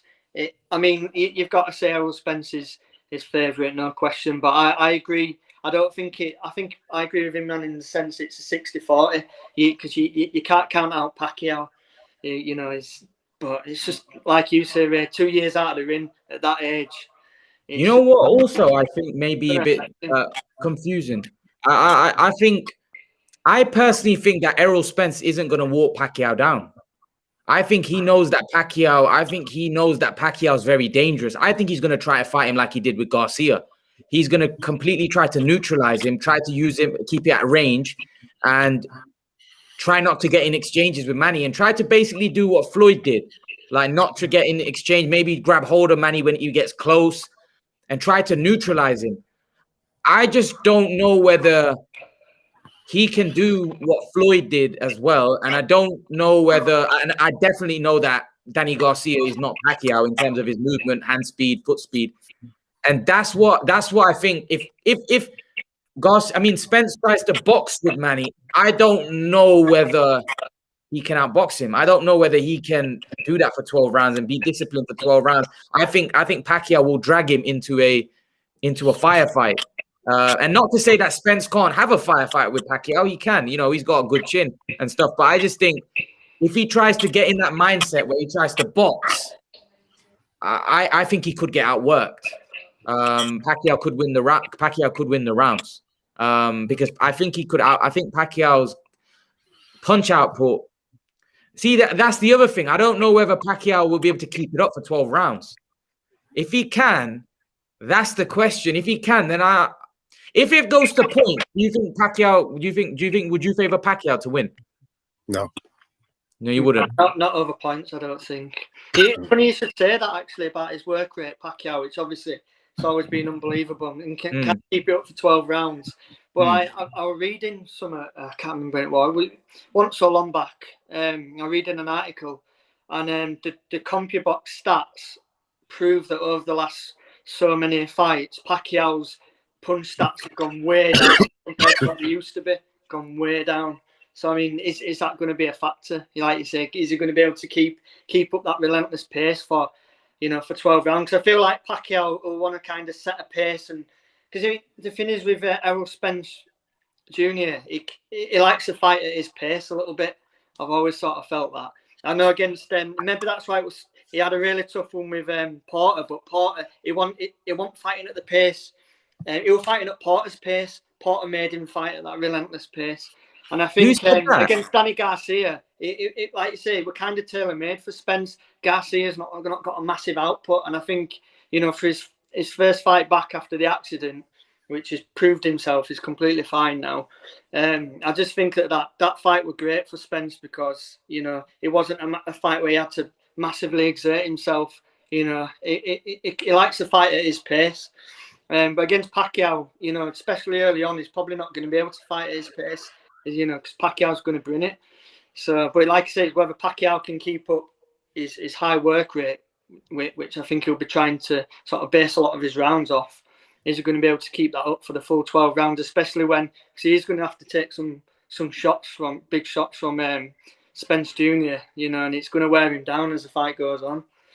But Dutch says this dude just said Spence is not a great counterpuncher. Who said that? Oh, it was I saw the comment. Somebody said it, and I was about to say something, and then Richard was in full flow. But yeah, Dutch has come up with some good stuff. Actually, I've seen a few of his comments, but a lot of people just Dutch might be an Errol Spence fan though. So well, I think he's just saying it how it is. Oh yeah, you know, yeah. it's just saying it how it is, because I think people are looking at Pacquiao for his achievements, and they've been great achievements, but he doesn't walk through Errol Spence, you know, and he's not going to be able to keep it up for 12 rounds. He can't keep up that work rate for 12 rounds against Errol Spence. I don't think he's going to walk. I don't think he's going to walk through Errol Spence. No, of course not. I think it's going to be a tough fight. But I don't think Errol Spence is going to walk through Pacquiao either. So that's what I mean. I can't see Errol Spence going in there and walking through like Pacquiao in like 4 or 5 rounds. I don't see it personally, unless Pacquiao's completely gone off. But I don't think we're gonna get that. I don't think they would take the fight. I don't think Pacquiao and his team would take the fight if that was the case. If you know they see signs where they're completely off of it. I just don't see Pacquiao taking the fight. I think from the way they're speaking, from the way I heard Justin Fortuna and obviously team speak, they actually think this is going to be. Now, Craig Connell here says Pac-Man wins on points, finishes strong. Yeah, there's a lot of people that think Pacquiao's going to do this. Why do you think that is? I don't know. Maybe you need to get some of these people on, because then they can argue their case, because it's all well and good seeing it on the chat, but I'm not too sure whether they can come on in camera and articulate that view. Let me put the link in the chat, guys. So what I'm going to do is I'm going to put the link in the chat, right? If any of you want to come on and give your thoughts about this fight, come on. I'm going to put the link in the chat, all right? Yeah. So just the link in the chat. If you want to come on and give your thoughts about this fight and the fact that you think Pacquiao wins, come on. The link's in the chat. Yeah, I was just saying there that, you know, when you're talking about why they think Pacquiao's going to win, they're probably looking at, you know, his longevity in the game and what he's achieved. You know, he does hit awfully hard. He's very quick, and he is deceivingly strong.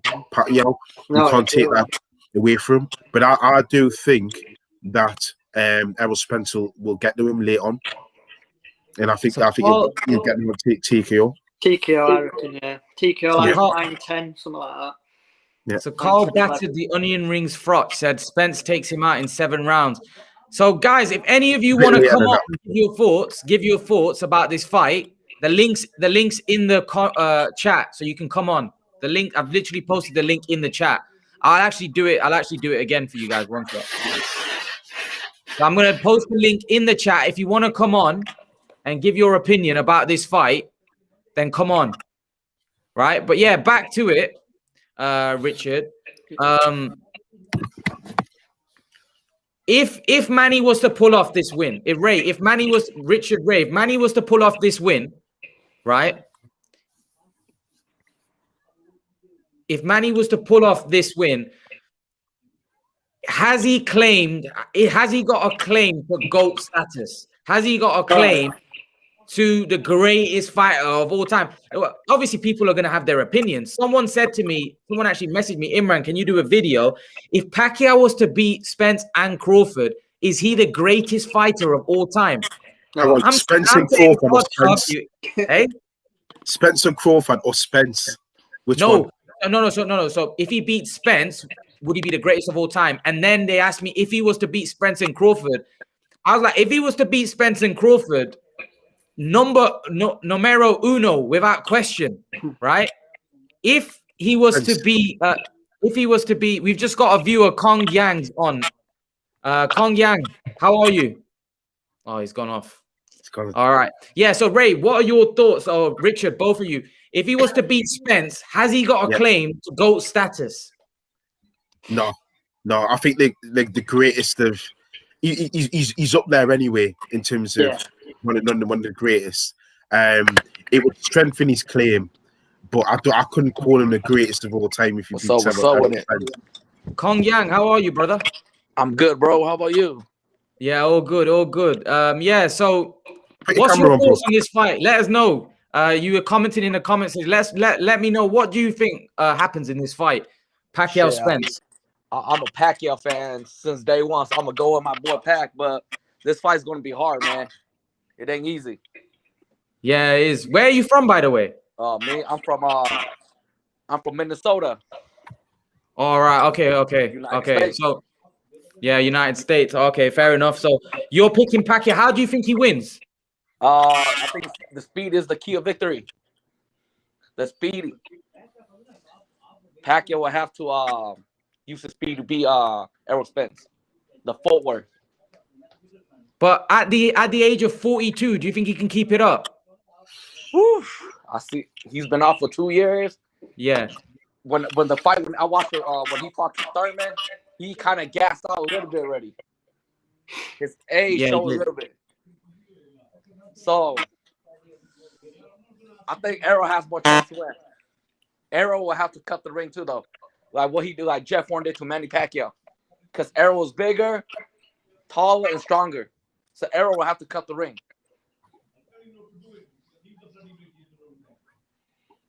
Yeah, fair enough. Fair enough. You've made some good.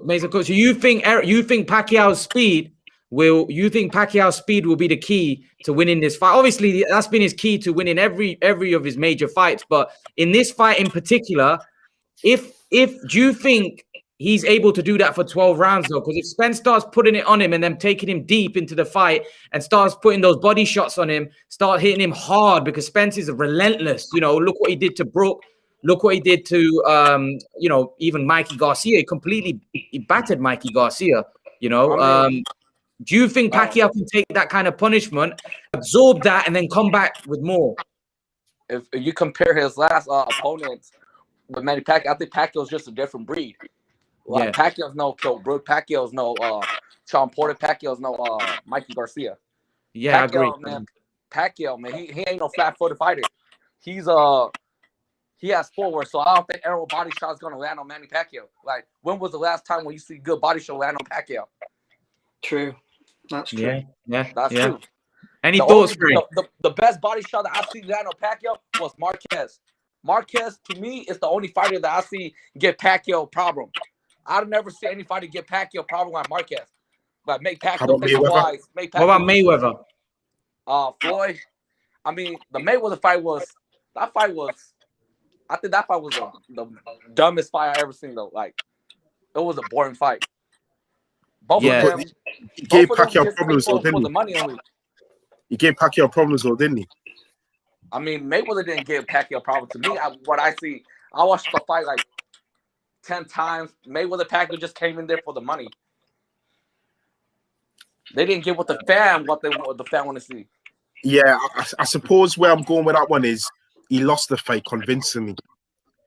So that's a problem for me. From a boxing standpoint, like Pacquiao, like definitely were found wanting against. He was. So people keep saying that, oh yeah, Pacquiao won this fight, Mayweather won this fight. It was, to me, like both of them are like, to me, I don't know, like I'm a Pacquiao fan, but that fight was totally like a waste of pay-per-view. I'd agree. It was a really bad. It was a stinky fight. People said Mayweather run, Mayweather hug Pacquiao. Like, in my opinion, I'm a Pacquiao fan. I thought it was like, for me, I thought Pacquiao, like, the judge didn't see what Pacquiao landed to. When I watched the fight, Pacquiao did land a lot of clean shot on Floyd Mayweather too. People keep saying, oh yeah, Pacquiao was hitting airs all day. Like, come on, Mayweather was doing like just running for his life on that fight and hugging Pacquiao. What he did is Mayweather. I felt what Mayweather was doing. I personally felt Mayweather won the fight. I thought Mayweather was able to beat him on points, and I thought he did it comfortably. But I will say this: I think Pacquiao's work in that fight got overlooked. I think Pacquiao was a lot better than what people gave him credit for. But I think he was. I don't agree with a lot of people that say that Pacquiao won that fight or it was. I think he was soundly beaten. But Mayweather, you're right in the sense that Mayweather didn't really like it. It was trouble. He did give Manny trouble in the sense that Manny couldn't really get to him, right? Manny couldn't get to Floyd. But then having said that, Floyd and Errol, I don't think there's much. You can't really compare anyone to Floyd. He's one of the greatest ever. I'm not sure if Errol's in that kind of class. So again, it's two different styles, two different fighters. Floyd's an orthodox fighter. Errol's a southpaw. different styles, different way of thinking, different IQ. I don't really think. I think when we say, "Oh, Floyd gave him trouble," I just think Floyd's a different breed. He's a different level of fighter. He's one of the greatest ever. I know a lot of fans don't like Floyd. I don't think you can use Floyd as an example. You know, personally, what do you guys think? Like, sorry about that. Like I was telling some of my friends, like those kind of style is hard to beat in boxing. Like Mayweather style, like Pernell Whitaker. Like you know, like Lara, those style like boxing, you know, those styles are hard to beat. I agree. Imagine like if you're short and you're like, if you don't really have reach at Pacquiao on them, those kind of styles is kind of difficult for those kind of guys, you know. And technician boxers is always hard to beat. Just like good Chavez. When I watched the Chavez Senior in the Pernell Whitaker fight, Chavez was frustrating. Yeah. Yeah, he was. Yeah. Well, he was frustrated when he fought Meldrick Taylor, but eventually got to Meldrick Taylor. I mean, he was losing the fight until round 12. I mean, I think that fight, like me and my older brother said, I think Dre Taylor got robbed when he got knocked down. Round 12, right? Yeah. He was like, oh, the ref was like, "Are you okay?" He's like, "He's okay." And the ref just stopped the fight. I thought Dre Taylor pulled the first fight though. Yeah. What do you think, Ray? What do you think? What do you think about what Kong is saying? Well, I disagree with. I said to him, and I say it again. I disagree with what he's saying about Floyd not giving him problems. I think Floyd gave him problems. He couldn't get the Floyd, so that's a big problem. You know, he lost the fight. It's as simple as that. You know, I think at the age of 42, 2 years out the ring, is he going to retain that speed? I think we're all talking about Manny Pacquiao's speed. Like he's 22 years old, you know, like he's Ryan Garcia. He ain't gonna have that speed. He'll still. I think he'll start quick. I think he'll start the fight quick. I can't see him sustaining that pace in round 1 and round 2 and in the championship rounds. I just can't see it happening. I can't see it happening against an elite welterweight. If he was fighting somebody like Conor Benn, then fair enough. Or, you know. He's fighting someone like Conor Benn, but he's not. He's fighting Errol Spence, who's no joke, you know. And it's not like we're downplaying Manny Pacquiao's achievements. We're not. You just got to give props to how good Errol Spence is now. Yeah, because Errol Spence can hurt you. He really can. And I think that if he gets a gap from Manny Pacquiao, who's vulnerable himself, he'll capitalize on that. What are your thoughts, Kong? About the Pacquiao and the Errol Spence fight? Yeah. What just Ray said about, you know, his age and stuff and not being as fast as he used to be and stuff. Yeah, because, you know, he's 42 years old. That's like for everybody, for every fighter, like if you're around like 40 already, of course you're about time to hang out your gloves already.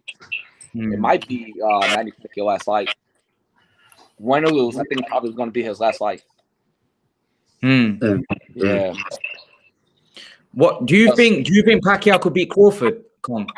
Pacquiao versus Crawford? Yeah.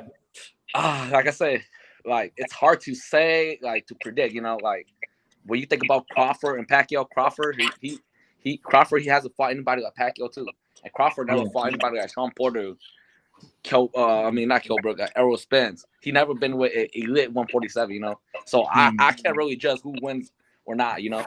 But if you put those two, when you compare, Crawford has more chance like Errol Spence right now because it's just that he's still in his prime. Manny's like 42 already. Right. So, no, what are you saying? So you're saying that Crawford has more chance to beat you favor, like you would pick. So who do you think has a better chance of beating Manny, like out of the two?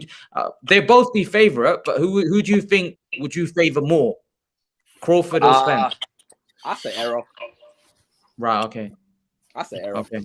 What do you guys think? No, that's Richard, because Richard hasn't said. Yeah, Richard, what you think? To be honest with you, I think if Crawford, the thing is, it'll be a completely different type of fight. I think Pacquiao will have a much better chance of hurting Crawford than what he'd have a chance of hurting Spence, to be honest with you. But I think from a boxing standpoint, for me, I think Terence Crawford's the best. I honestly do. I think Crawford would just be too skillful, and I'd just have too much in his tool bag against Pacquiao. And I think there'd be times in the fight at this stage in Pacquiao's career, he might get schooled in a couple of rounds. I honestly do. I feel sorry for Crawford because he needs that defining fight. He's at his peak, and for me, all Terence Crawford needs is is a fighter to be able to prove that, a fighter who's in his prime, such as Errol Spence. I think if Spence and Crawford fight, I think Crawford wins. Honestly, I think out of them, everyone's talking about Spence and Crawford, who's the best, and they've been talking about fighting, but it's never been probably further away at the moment. But I honestly think Crawford's the best. I think when it's all said and done, Crawford will be number one. I honestly do. I think it'll be Spence. You reckon Spence? Yeah. I don't know. Yeah. I mean, the thing is, I think you know what, it'll be close, but I just think Crawford just needs that defining fight, and I think when he gets it, whether that's Spence, when he gets it, I think he'll prove his class. I just think he's got so much to his game. I know the only thing is with Crawford, we have seen him sometimes get caught. It can happen. Yeah, I've got to say that. Yeah, it definitely has. But I just think he's got so much to his game, he can adapt. And I think against Spence, he'd fight much more disciplined. I honestly don't think he'd. I think he'd keep out of trouble. I don't know. There's just something about Crawford that for me is really, really special, and I just think he needs that fight to prove it. I'm not sure he's going to get it at the right time though. I don't know. He's just seeming further away, even further away now. And I feel sorry for Crawford because a couple of months ago, apparently they were almost signing the Pacquiao fight, and obviously for whatever reason, I just think he needs to leave bloody Top Rank. I think the contract ends with Bob Arum soon, and Bob Arum, I don't know what's going on with him recently, but it's like you don't want any. I don't know. It's like with the AJ and Fury and all that. It's like you'll stringle on Eddie Hearn a little bit. I just think there's something like Bob Arum just don't seem to want to make the fights. I don't know. What will happen, Richard, is Eddie Hearn will go to DAZN. He'll become a free agent, and I think he'll just go Eddie Hearn. Yeah, I agree. I think he'll just go Eddie Hearn. I think Eddie Hearn's pretty much eyeing up Teofimo Lopez and Terence Crawford. Yeah.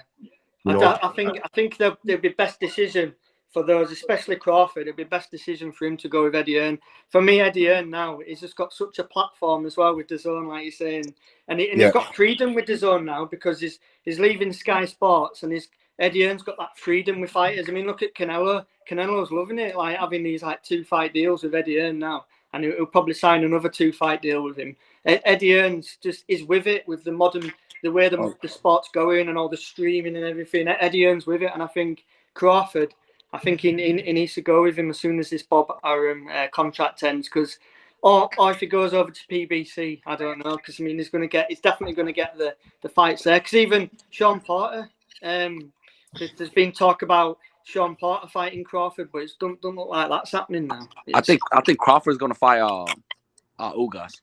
Yeah, I reckon you're right. He needs that other belt. Yeah. He needs the other belt. You're right. Yeah. Boys, you know what? Crawford. There's talking about him fighting Josh Taylor, the guy that obviously the guy that just became undisputed at 140. But I don't think he'd get any credit for that win. No, he won't. If he beats Josh Taylor, he's expected to win that fight. Josh Taylor's a guy moving up, and what's Josh Taylor really done at 147? I know he's undisputed, but it's a bit like we're talking about Usyk, Crawford Ray. In 6 rounds. Yeah, I think Crawford would beat Josh Taylor quite comfortably. Easy. Especially when I look at when I look at Crawford and I look at the guys that Taylor's been fighting at 147, I think Crawford would get those guys out of there. Like I think he would dominate. Like he would dominate Ramirez and dominate. Ramirez I was rooting for Ramirez. I thought Ramirez was gonna win, but Taylor was a smarter boxer, man. He was. Taylor did to him? Taylor was. Yeah, man. I've seen the fight, man. Yeah, it was smart, but Ramirez was really poor. Like in the terms. One-dimensional, man. He kept coming. He just came inside. And couldn't land anything after 1 to 5 round, I believe. Say that again. I said after the first 5 rounds, Ramirez looks tired. He looks gas out. How did you score that fight? I score. I think I got unanimous decision. They did right. It was. I score. I got 7-5 for. Yeah, that's what I had. Taylor. Yeah. 7-5. So it's closer than what I had. Knocked down. Yeah, I personally think the fight was close. I think Taylor Ramirez. I don't think it was. I think the rounds were close. I think it was a close fight. But I think Ramirez didn't impress. I'll be honest though, Ramirez didn't.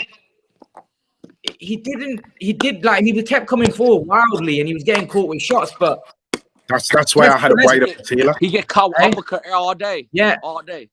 And that's why I had it wide up for Taylor, because it's like I was saying before. There's aggression and there's effective aggression. It's no good walking forward if you're getting peppered with shots. Yeah.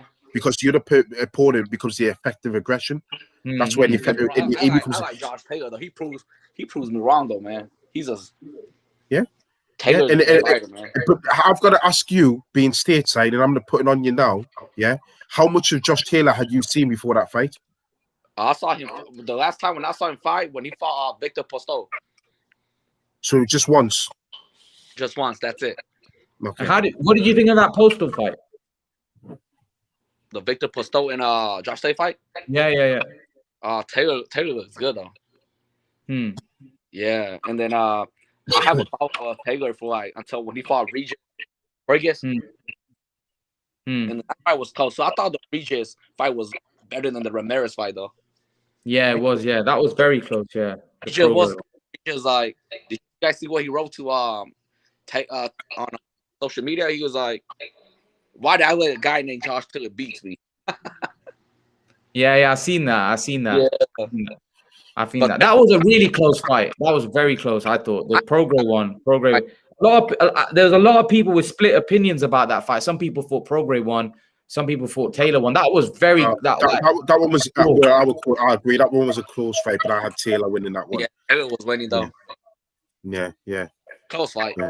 What did you think about that one, Richard? Taylor v. Prograis. The Prograis fight, yeah. I mean, absolutely unbelievable fight, really was. I mean, it was like a bit of a swings and roundabouts fight, The upper hand changed several times in the fight, but I felt Josh Taylor just did enough. But I wouldn't have argued if someone had said that Prograis had just nicked it. It was that close a fight. But yeah, I had Josh Taylor just nicking it. It looked like the Postal fight. I remember that one on Channel 5. I remember it on Channel 5. Yeah, it was, yeah. At the time, yeah. I mean, there were a couple of tricky... It got a little bit tricky for him at times, did that fight against Postal. I think middle of the fight. But again, Josh Taylor, as Ray said earlier, he can adapt and he adjusts in fights. And that's what he did the other night.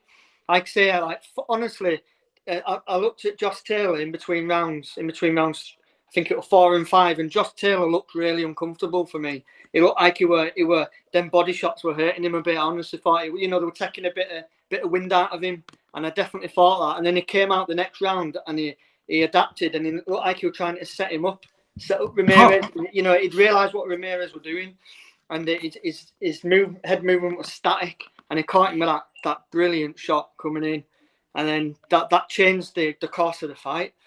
And then the second, like I said, the second knockdown, that were brutal. That Ramirez maybe a little bit naive, not protecting himself as he came out. But I mean, that just completely changed the fight, completely. But Josh Taylor just adapted. He said before the fight, Josh Taylor, I can match you at this, I can match you at that, can match you at this. And he proved that. He proved that he's got so many facets to his game. And he said before as well. He said Ramirez is one-dimensional, and I think in the end it kind of proved that was the case a little bit. As great as Ramirez is with his Ramirez is just one-dimensional fighter. Yeah. What do you make of this? All of you guys. Ray, were you going to say something? What are you going to say? I was just going to say, yeah, Ramirez is one-dimensional, but he's been bloody effective at it to win 2 titles at the weight. Oh yeah. No doubt. Yeah. No doubt. It's just Josh Taylor was just that much better. Like saying, he just had so many facets to his game, and that's what won him. Is the roundedness of him won him the fight in the end. You know, I mean, what do you guys think of Ben Davison, about him having in the corner? I don't feel like he's sort of had that much of an impact on him. I just feel like he hadn't tried to change him or anything like that. I guess. I mean, what do you guys think? So there's a lot of people coming out on social media about Ben Davison at the moment and stuff. Like, what do you guys think of him? He's 28. He's gotten into the boxing through the back door with Tyson Fury. I think it's a bit like, so you're a football fan because you support Leeds. I don't know why you support Leeds when you're in the north. You're going to support Newcastle, but never mind. You know, but it's a bit like saying, oh, Pep Guardiola's the best coach in the world.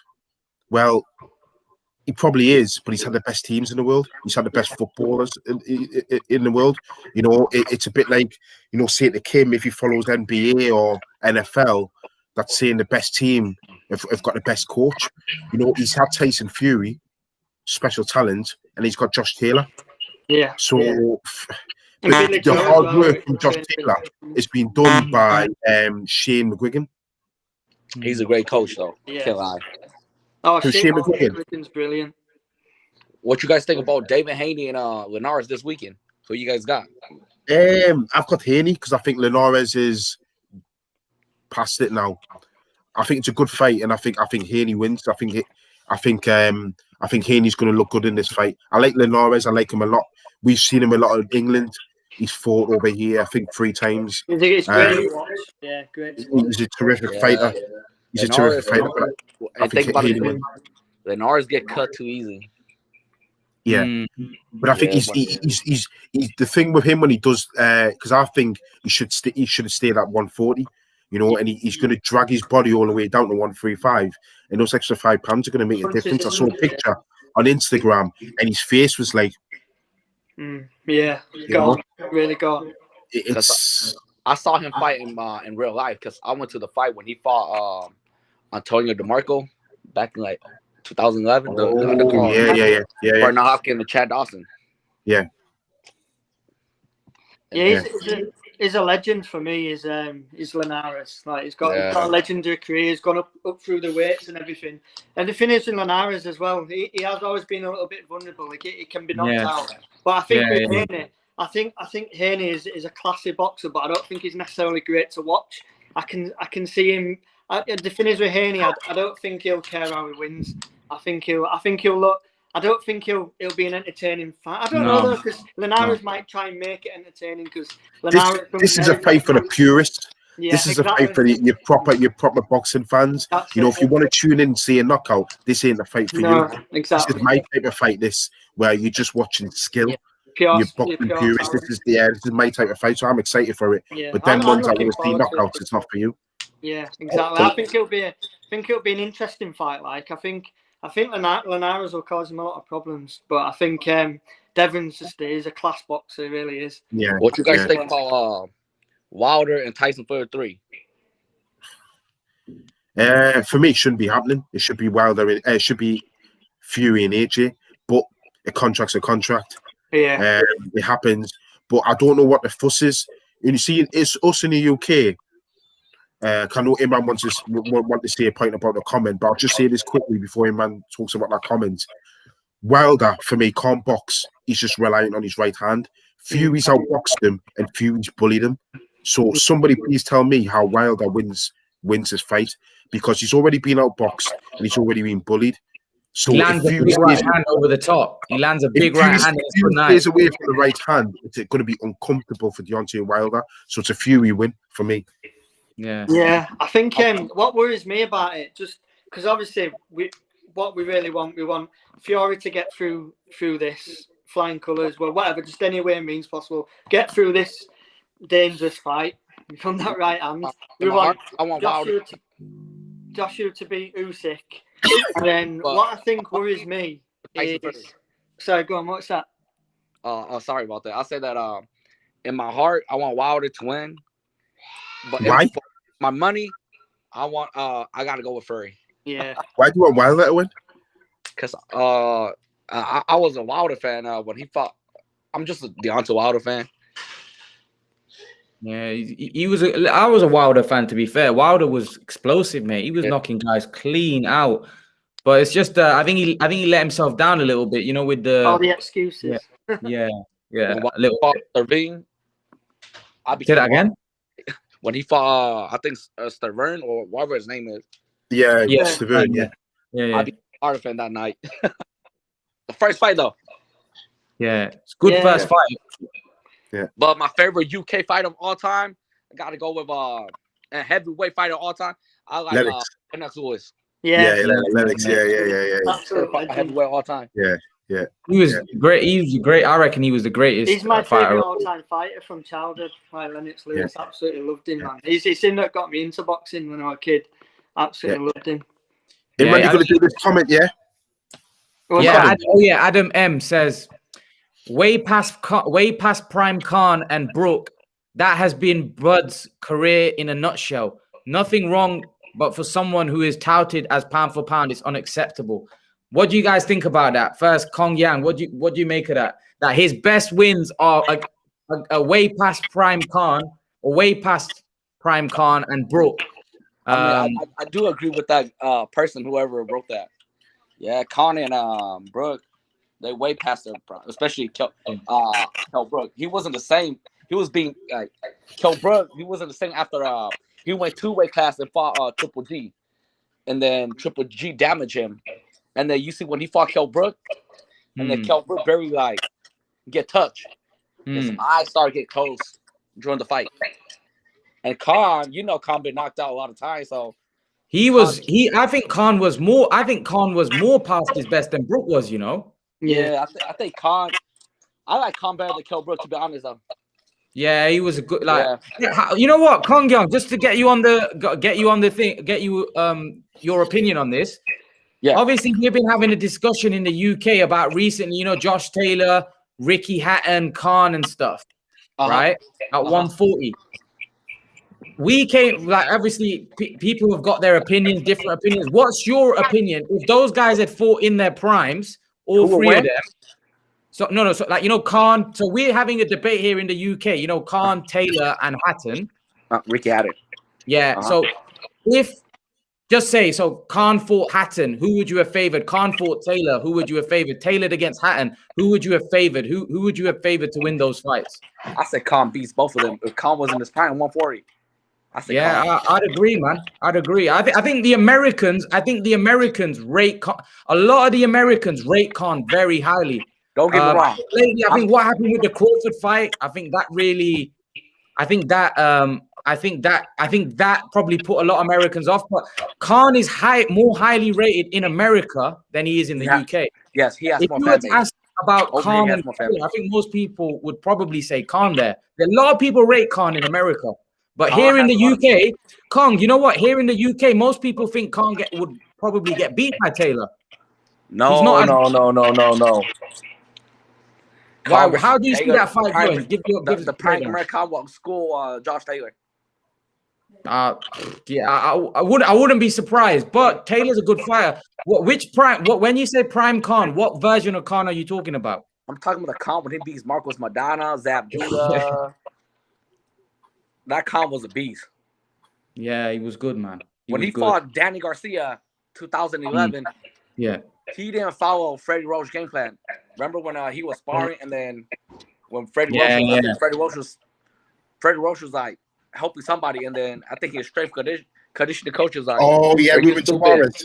Why you fighting toe to toe with that person? You Ruben Tavares. Yeah. Khan should have beat Danny Garcia easy. Yeah. I saw the video back then, and Ellie Sackback put it on. Yeah. He was sparring in amateur, and he was getting beaten off. Ricky Hatton. If you talk about Ricky Hatton, Amir Khan, Hatton would get school easy because Hatton just come in and try and go sluggish. He's like Khan's just too elusive, and Khan has the reach advantage. Khan just do the 1-2 all day on him. Yeah. If he come inside, he'll get uppercut by Khan. Yeah. So I say Khan. What about Taylor Khan? So out of the three, who do you think was the better? Who do you think was the better out of the three, in your opinion? I say Amir Khan's the better. Right. Okay. Better fighter. Right, fair enough. Boxer. Yeah, boxer. Yeah, not fighter, man. Not fighter. Boxer. Fighter. It's funny that though. It's funny that though, innit? Because those that are in America have a better opinion of Amir Khan than what most and our British own people. Yeah. It's British. It's weird. Yeah, it's true. Yeah. But you know what? I think, you know what, Ray? I think the reason why, I think, you know, that Maidana fight, Maidana's very highly rated, and people think, I remember a lot of people thought Maidana would destroy Khan. Honestly, I remember before that fight that they were saying, I remember even the British fans were saying prior that this is going to be a knockout for Maidana, and he nearly did knock Khan out. You forget the main thing. You're forgetting the main thing, bro. What they were saying about Amir Khan was that he was avoiding Maidana. Yeah. He was avoiding Maidana. And I was so happy for him when he dropped him on the first round. Yeah. I felt as though I was dropping Maidana because I was jumping up and down myself. So for me, I'm gonna say something very quick before I go, okay, guys? Yeah. Amir Khan, if he has a good chin, right? Yeah. I'm talking about if he got a good chin, like fighters. I don't like he will be one of the best fighters. That's what I gotta say. Yeah. I mean, like, Definitely. or you mean like all-time great? Yeah.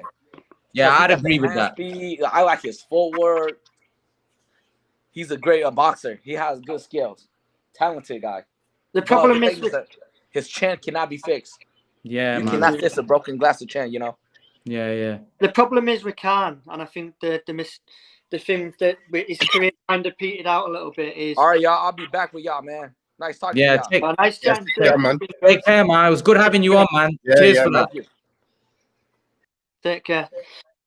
Yeah, the thing is with Khan, his style, you know, his style of boxing, you know, and it requires like, you know, his fast footwork, his fast hands are natural to him, but the thing is, he's got that gliding in and out sort of style and everything, and it's a young man's style. And Khan's problem is when he hit his physical prime years, I don't think he was dedicated to boxing like he was in his early 20s. You know, he was so young. He was unified world champion at 24 years old, world champion at 22. And I just think like by the time you were 25, he was just chasing the biggest fight rather than chasing the title. He spent too long chasing me. Without his problem was technically he didn't. When Amir Khan should have been. What I like to see my fighters doing is they need to be in the gyms all the time. Yeah. Don't just go to the gym when you know you've got to fight. He was a celebrity, Ray. He was a celebrity. Let's be honest. I think that's what it was. He became a celeb. Like, you know, Josh Taylor. You know why I think this is my opinion. Like I've watched Josh Taylor. I don't believe Josh Taylor's more talented than Khan, but you know what it is? I think Josh Taylor's good. I think Josh Taylor's more hardworking. And what I mean by that is Josh Taylor looks dedicated to me. He looks like a gym rat, like, you know, gym rat. We all know now, Virgil Hunter's come out and said that Amir Khan wasn't that. He wasn't that. So this is what I'm saying. Josh Taylor is. And the same thing about Conor Benn. Whatever you might say about Conor Benn, right? And people were saying that, oh, Conor Benn's not on same Khan's level or whatever. But let me tell you something about Conor Benn, and everyone knows that I'm a massive Khan fan. Don't be shocked if this guy goes on to have a great career and may surpass Khan. And some people may think that's crazy, me saying that. But that guy is dedicated. And so is Josh Taylor. These are very dedicated fighters. And although I don't think he beats Crawford, I actually think you're right. He's getting better. Whereas Khan didn't get better. And the reason why he should have done, right, is because of the fact that I don't think he was dedicated like those guys. And it doesn't matter how talented you are, if you don't put in the work like Mayweather and Pacquiao, right, you'll slip away. And he'd slipped away. Let's be honest. He should still be a relevant world level fighter. I don't care. Like, if Pacquiao is still a relevant world level fighter, why shouldn't Khan be? It's because of his inactivity. It's because of not living the life. That's why he's at where he's at. Same with Kell Brook. If you think, like, it's no coincidence that Khan was winning the titles in his early 20s to mid-20s. And at that time, we have to give Khan credit. It was a gym rat, you know, took himself from the UK after the Prescott defeat. And, you know, because he said he had distractions over here. It took himself to America, to Freddie Roach. And let's be honest, for 3-4 years of his career, he was a gym rat. He was dedicated, and then it just. I think when he was with Virgil Hunter, although he was I think he was in his physical prime, and you could see that with some of his performances, like against Alexander Collazo. You know, you could see he was in his physical peak naturally. But like I say, it was. You know, we can't say he wasn't dedicated then, because he was. He wasn't a gym rat like he was in his earlier years. He was back then. If he'd have had the same commitment he had when he was at Freddie Roach's gym as he did with, I mean, there were periods when he did with Virgil Hunter. There were periods where he was out of the ring for a whole year between the Julio Diaz fight and the Collazo fight. But literally for a year, Virgil Hunter said he was working with Khan just on his craft. There were no fighting, just working on the craft. And I think that's where he didn't maximise himself with Virgil Hunter. And the last couple of years of Virgil Hunter, he just wasn't, like you say, he wasn't active enough, and he wasn't learning his craft. You know, he'd go into camp like half fit, and then getting fit in camp before he'd start doing the technical stuff. And I think that's where, like you say, can't let himself down. But now he's a part-time boxer, really, to keep making these little comebacks. But too long out of the ring in your early 30s when your game's based on athleticism and gliding in and out, and you know, it's always a quick comment there, Richard. Somebody just said something in the chat. He's also called Richard Brown, asking me if I've seen a boxer called Rashidi Ellis. I have, the Nigerian lad. He's been a pro for about 8 years. He needs to start fighting. He needs to start his game. Yeah, top competition. I've seen him before. He's decent, but yeah. So I just thought I just interject there because he called us out in the chat. Yeah, Rashidi Ellis. Richard's been asking me about Rashidi Ellis. But yeah, he's not really fought anyone. He's not really. I saw his last fight. Went 12 rounds in there. But yeah, he needs to step up. But our Leeds Richard, just that's a good point about Amir Khan. He just didn't. He would have been. He was a special fighter anyway. He's the one that got me into boxing, Amir Khan, and I think, had he been dedicated and stayed in the gyms, would have been an instead of doing his celebrity stuff, yeah, he would have been probably one of our greatest ever boxers, if not the. I agree. Yeah, I think you know what, Amir Khan, like you could probably say, people already say he's a British legend in terms of what he did, what he achieved in Britain. But he's not a boxing legend. Do you see what I'm saying? He could have been a boxing legend. Like literally, like for me personally, I think he underachieved. I think he should have been a lot greater than what he was. And I think what the stuff that you just guys have pointed out, I think those are reasons why. I think when you win a silver medal at the age of 17, and you say that again, a silver medal at the age of 17, that's ridiculous. Crazy. I don't know if a British fighter has ever won a medal at 17. Like 17, it's silly. He's still the youngest British Olympic boxing medalist. Yeah, 17. Crazy. It's crazy. When against you think grown men, against grown men, yeah. And then he beat Kindling, Mario Kindling, who were like the Cuban legend. He went and beat him in an amateur bout, didn't he, before he turned pro? That was on live on ITV. Yeah, that's why it was so big so early on, because he had that platform. Like, there were like 8 million tuning into his fights, his early pro fights. It's like I don't know why. I think that's what Chris Eubank were hoping for when he went with ITV, hoping to get that mainstream market. I think you know what the thing is, Richard. Game now. It's different. The thing is, Richard, I will say this about Khan, that I do think, I said this to Ray earlier, that I do think the reason why Khan was so big, right? I do think his background played a big. Don't get me wrong. He was a 17-year-old Olympic silver medalist. That, like you said, no one's ever done that. So when people say he was gifted it because of his background, that's nonsense, because no one's done what he's done at that age.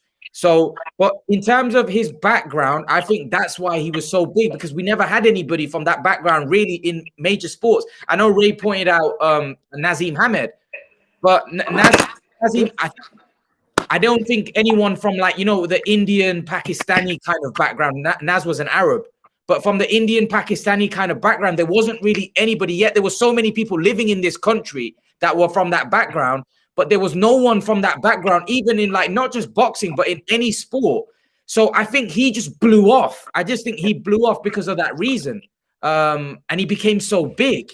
I think it was that. I think it was that. And obviously, the rest is history. He literally became a huge star, because I think that's why a lot of fighters like Carl Froch, for example, detest him a little bit. Brooke, a lot of those guys detest him because they look at him and they think. I remember Brooke once going on BBC saying the guy's got millions of followers on social media. I feel like a lot of them felt like we should have that, you know what I mean? Whereas like they didn't. And I think a lot of it was to do with the fact that he was from that background. I think he became bigger because a lot of that community, all the Asians started following him because they kind of like someone to look up to, like Mo Farah, for example. Yeah. You know, he gets looked up to, you know, because of that reason, because it was like the first person from that background to take off, you know. And I think that's why he became so big, and he's such a big name. Like if you look at him, like when you compare, like Josh Taylor's become undisputed champion. He's undisputed champion, yet there's no coverage. No one's even talking about it. I'm shocked. That's a disgrace. That's an absolute national disgrace. I'm telling you now, boys, if Josh Taylor doesn't pick up BBC Sports Personality of the Year, I think we need to complain to the BBC, because but the thing is, Ray, how is he going to pick it up when no one's even, I don't even see him getting any coverage. I didn't even see Sky Sports put it on the news. If I was running them, what I'll be saying is put that fight on, free to air. Yeah. That fight should be on, and people can see for themselves, and it should be on the news, the 10 o'clock news, instead of going on about this Dominic Cummings and all that kind of carry on. You should be applauding Josh Taylor for what he done. I feel so sorry. If it's Lewis Hamilton, we're applauding it. You know, if it's Andy Murray, we're applauding it. If it's Rory McIlroy, we're applauding it. Why not with Josh Taylor? Yeah, why not? You're right. Yeah, I don't understand that. It's bizarre. I don't understand that he never got picked up like by any major. Well, I mean, it was on that fight app. That's what I've watched a few fights on that now. Yeah, Fight TV. They pick up the top ranked fights, though. That's what they show. But it's just shocking that such a big and sort of in a way, although it's not got the attention, it's like an iconic British fight, and it's not being picked up. I just Canelo Saunders was bigger. Canelo Saunders was a bigger fight, way bigger fight. Look at the. What I mean, bigger in the sense that it got way more coverage. Yeah, it was way more. It wasn't a bigger fight.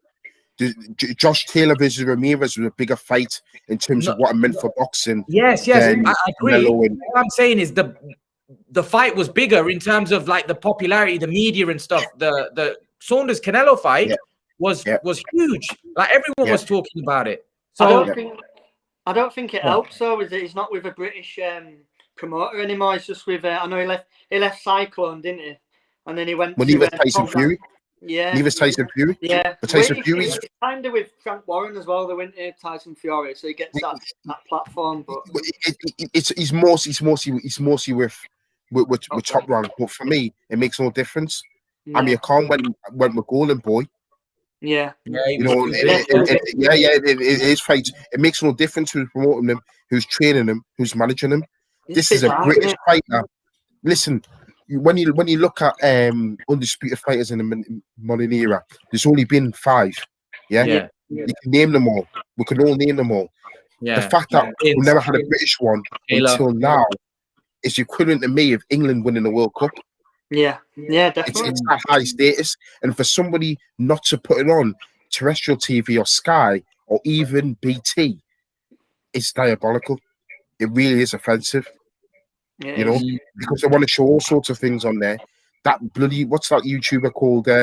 Logan Paul. Yeah, I don't even want to know his name because I'm not interested in it at all. They're just going for money, Sky. But the thing is, it's a business in the sense that Logan Paul Mayweather is probably going to might do 1 million pay-per-view buys, Ray. You're right, man. You're right. 1 million pay-per-view buys. Yeah. And that's what I'm saying. Whereas Taylor Ramirez, 4 o'clock in the morning, might have done 50,000 pay-per-view buys. So they're looking at it from a money spinning point of view as a business. They don't see it. Sky is saying, Eddie Hearn said in one of his interviews that we weren't approached. If we were approached, we might have put it on. And even he's saying, Jose saying here that Josh is unknown in the States. Nobody knows him over there either. But they do now.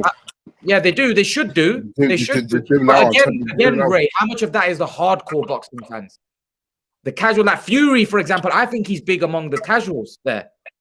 Yeah, because of his presentations. But that, for me, Josh Taylor not being known amongst US fans doesn't answer my point about why British television isn't putting the fight on as a replay. You can do it as a replay. Oh, I get you. I get So, even Channel 5 could have grabbed it. They had that's what I'm saying. You know what I mean? Why didn't they just grab it? I mean, I don't. The only thing I can think is if Bob Arum and Top Rank were putting a high price on it to UK broadcasters, and BT Sport are in a bit of trouble at the minute. They're in financial problems and are looking to sell. ITV scrapped themselves out of boxing after all. Chris Eubank Jr. fights what they had when they had that contract. Channel 5, like I don't think they'd have been able to afford it. This is what I'm thinking is, has Bob Arum put on too much of a price for the rights for it? That's what I'm thinking might have happened. You know what? You know why I feel sorry to cut you off there, Richard. You know why I feel for Josh? I actually think he's had to go up the hard way because he's had no choice, in the sense that he wouldn't get the attention if he's not done what he's done. So now I'm worried for him. Rather than actually having some title defenses, I believe he might go in with Terence Crawford. And then what I believe may happen, I believe Terence Crawford beats him, and then he becomes a forgotten man. And what I mean by that is he gets beat, and then nobody cares about him. Oh, he was just he fought easy competition at 140, and then when he stepped up against the elite, he got found out because he doesn't have the name that someone like a Joshua has, that Khan has. So he might not be able to recover from a defeat. He might not be able to recover from a defeat, so he may go missing. I get you. He doesn't bring like the numbers that those guys do. Yeah. Right. So there may be a case where Josh Taylor, if he has no choice but to step up in a hard fight, right? Yeah. You step up against Crawford, the chances are, right, as you said, Richard, you believe Crawford's the best in the world. Yeah. So I suppose you would think that Crawford would beat Taylor. Yeah. So if Crawford beats Taylor, he may just disappear. Yeah. You see where I'm coming with this, Ray? Yeah, so he may have no choice to jump into a big fight, and if he gets beat, then he may disappear. Yeah, because that's probably that platform. Say that again. So basically, what I was saying is, so Josh Taylor, for example, now he may have no choice to jump into a huge fight, to jump into a massive fight and take a risk like a Crawford. And as Richard was pointing out, Crawford's the best in the world. The chances are Crawford wins the fight, right? Then because of the lack of the attention and the lack of name, right? Like just say Khan had, where he could still get opportunities because of his name, or a Joshua because of their name. Even if they was to lose fights, because people are interested in him, they've got such a big profile, they still get opportunities. But someone like Josh Taylor could just go missing because he doesn't have that name. He doesn't have that profile. People are looking at him. Why do I want to fight him? He's not bringing nothing to the table. He's not bringing any money to the table. Do you see where I'm coming with from this? Who needs your club if you get big? Yeah. There's lots of people in there who need your club. But what I'll say to that is that's where Crawford's at. But that comes down to the quality of your promoter. And Josh Taylor isn't daft. He made that choice when he went to America. Yeah. You know, if you go to America now and you get signed with one of the American promoters, there's a good chance you're conceding. You're giving up the fact of being very popular and notorious or infamous or whatever you want to say. So I think Josh Taylor weighed that, and Josh Taylor's old school. He just likes to fight. I mean, he's come back home. His belts have been lost. You know how you lose your luggage in the airport? Yeah, I saw that. His belts have been lost. He's basically saying, that's all right. You know, I wouldn't fight. That's the main thing. Yeah. He's a throwback fighter. You know what I mean? He's from my school. I like that type of stuff in a fighter. So for me, I don't think he's too bothered about the popularity. I think he wants a big fights and the money. Yeah. I think he's more bothered about his legacy.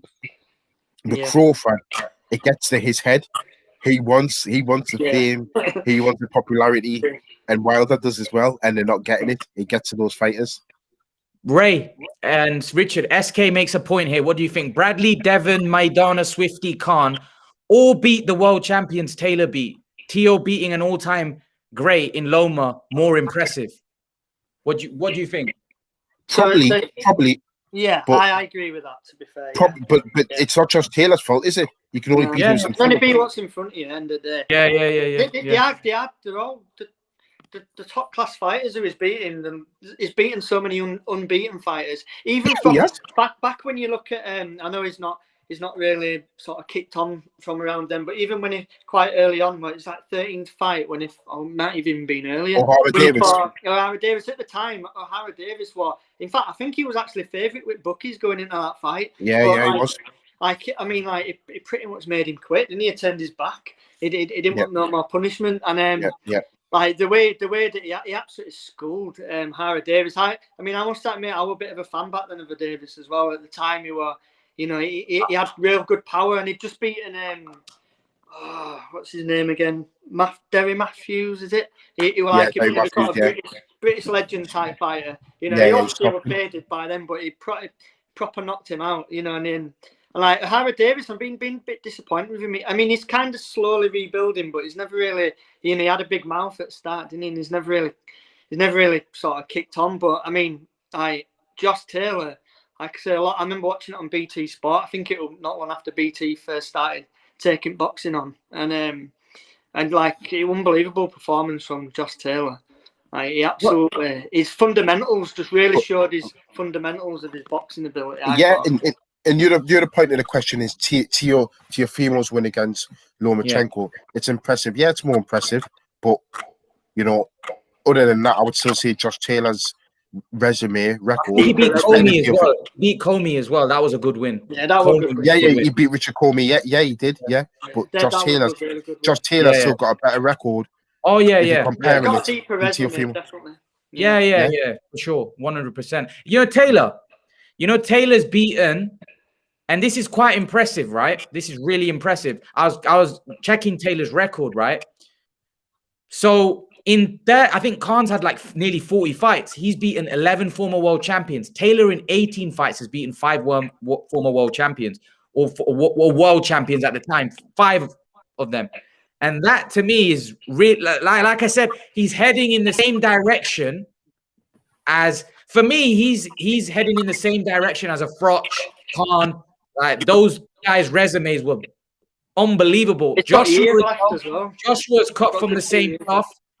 Though their resume, Joshua's, I would say for me, resumes in the last like 20 years or so, I would go Froch and Khan on par, maybe Froch, I don't know, but they're on par. Then I would say Joshua. I think Joshua's resume is stellar as well. Don't get me wrong, he beat some older guys, but that's part of the parcel of it's still got a deep resume.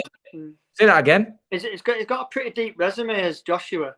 Yes. It's deeper than Fury's, even though Fury's no big question. elite wins. When you look at like Joshua, I think you can go deeper into his resume. And Fury's only fought two decent names. Exactly.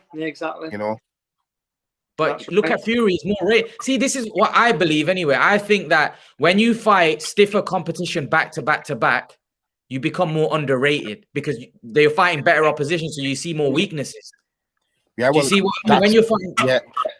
Yeah, that's why Dillian White can't be ignored because he just fought with kids back to back. But I've got to look at this is when we're going back to Errol Spence, and a lot of people saying, "Oh, but Errol Spence, he didn't stop Mikey Garcia." What you got to look at is this: when you're fighting top kids at a very top level, it's harder to put them away because their defense is better, they're physically stronger, they hit harder, they're difficult to shift. So naturally, when you see these kids and they've got good resumes, you often see their knockouts diminish. Yeah. Yeah, it's only the very few that you see Golovkin, those type of levels, and Canelo's where they'll still have that. They're your punchers, but for the rest of them, it's and I've just seen that comment there. Mikey's not a top welter, but he's still a top fighter. He's still a top fighter. You can't tell me Mikey Garcia isn't a top fighter. Who cares about what weight he came into the ring? top fighters know how to handle themselves in the ring. Yeah. You know. Do you think Mike? I'm just trying to think. I think Mikey Garcia is a brilliant fighter, by the way. But I'm trying to think what's his best win. Is it Robert Easter Jr.? Do you reckon? Because I do think his resume, although he's a great fighter, don't get me wrong, I don't really see a lot of killers on his resume. He's a good fighter, don't get me wrong. Like, I don't know what his best win is. Jesse Vargas, Robert Easter. He fought that guy, Dejan Slatakan, and he knocked him cold. Yeah, that was a good win. Broner. I don't know about Broner. I think when he fought Broner. Oh yeah, he was done. Yeah.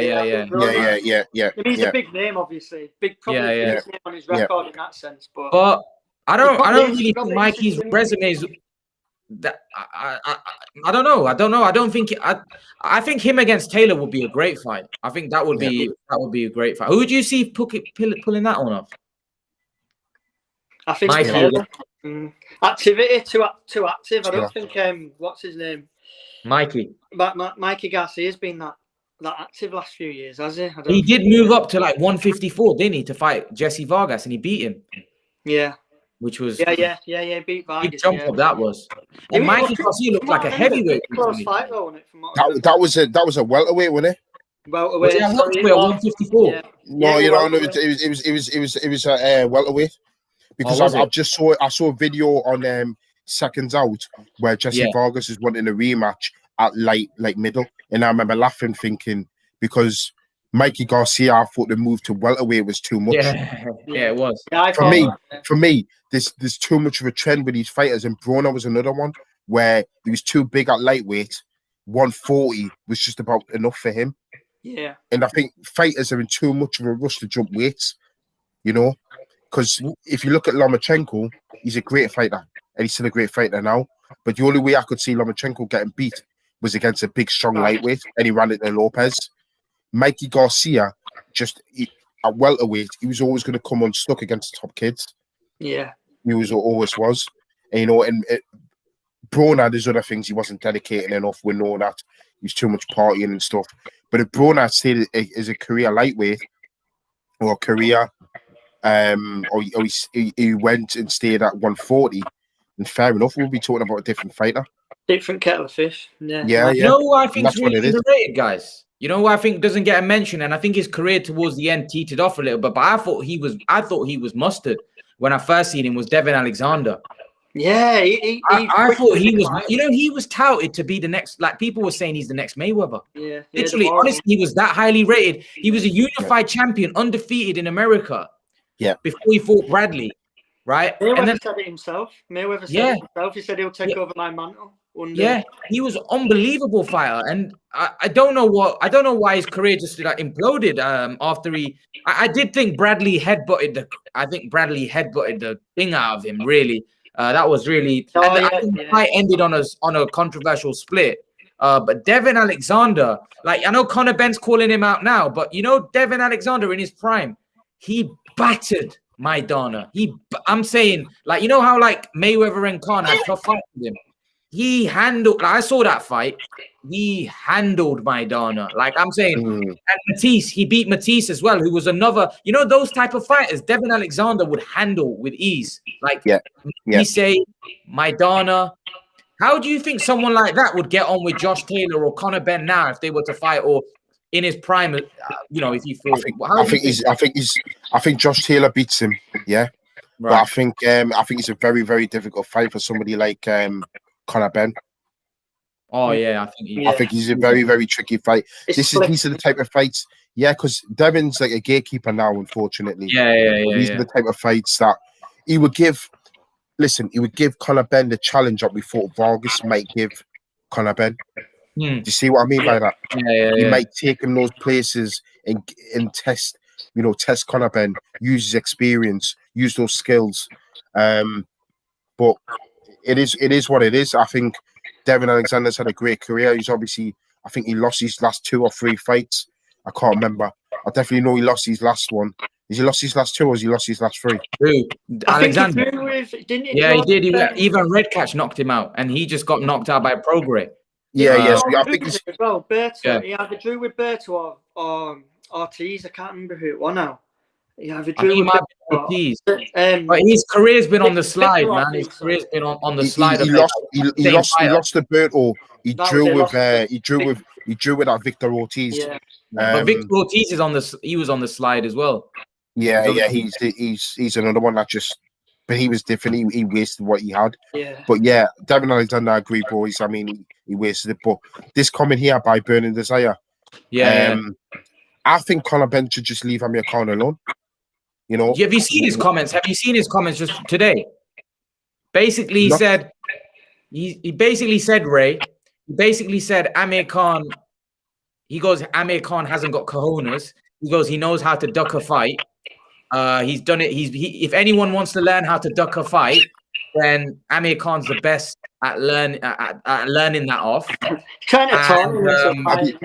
Have you seen Amir Khan's record? Have you seen his resume? And he telling and Conor Benn wants to talk about ducking fights.